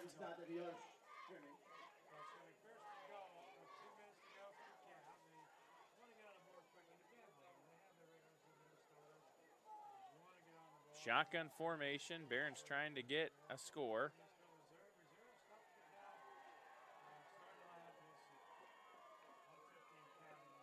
Shotgun formation. Two trips here to the near side. One receiver to the far side. Handoff goes to Gentis and nowhere to go. 1:40 to go here. Being up 3rd and goal. I feel like this is a situation where you just got to pass it. 1:30. 4th down. Big 4th. Actually, 3rd down. I was thinking it was 4th. Columbia City 42. Huntington North 14. Leo 53. New Haven 15. Trips to the far side. Look for Overbay over the middle here.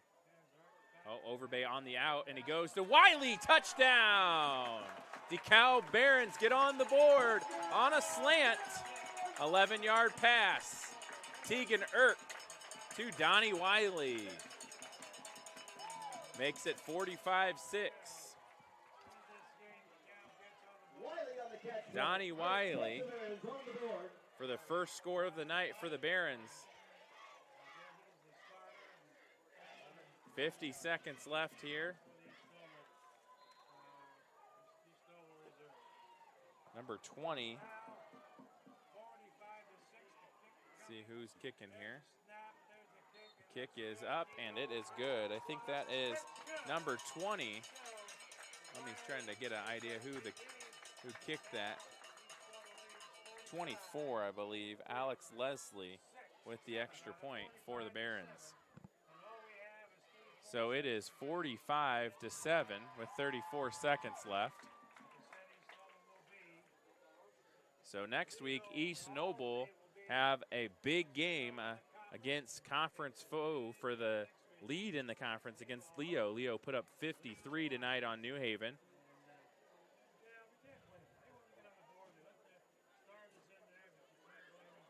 Barons lost to New Haven last week. Double overtime. Double overtime, quite a game. Exciting finish for New Haven's Kamari Clopton. Yeah, three interceptions in the game and then catches the game-winning touchdown pass. I would assume that here you're just going to kick, I don't know, you try an onside kick, see if you can get the ball back. It's worth a try. You got nothing to lose.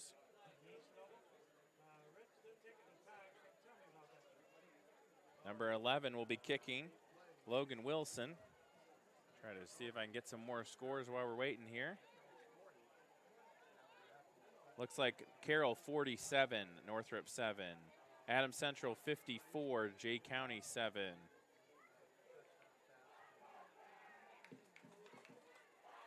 Homestead up 21 with 9 minutes to go. Eastside 20, Busco 13, final.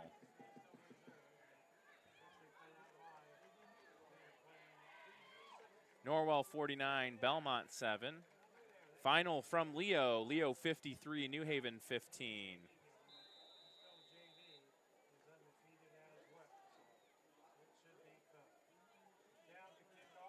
Garrett 28, Lakeland 0.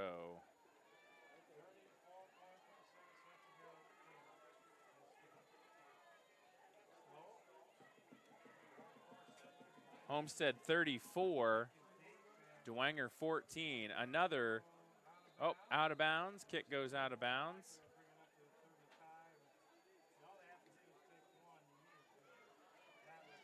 So it'll be one more play here from Cecil E. Young Stadium. East Noble will move to 3-0, and DeKalb will move to 0-4.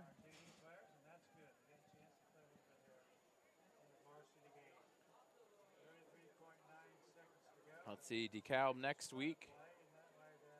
See who they have. They will be at Columbia City, so that's another tough match for them. Really, they might get a break September 24th, Huntington North. Huntington North is struggling this year. Then they play Norwell, and then they're at Belmont.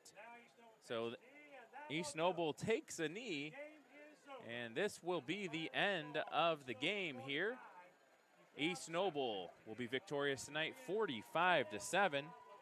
So East Noble next week, big game in Kendallville. It'll be the game of the week, probably in the area. East Noble and Leo next week. That'll be a huge one for this East Noble Knights team to see what they're really made of. Leo will come in 4-0. East Noble will be 3-0. We'll take a break and we'll be back here to wrap it up here on SummitCitySports.com. I was once a Southside kid who was led on a journey by high school football. A journey that taught me discipline, toughness, and the skills that made me a success. As a businessman with a CPA license who owns his own firm, I still use the building blocks of high school sports in my everyday life. Someday sports will end no matter what level you reach, but you will be left with the skills to compete in the next game, the game of life.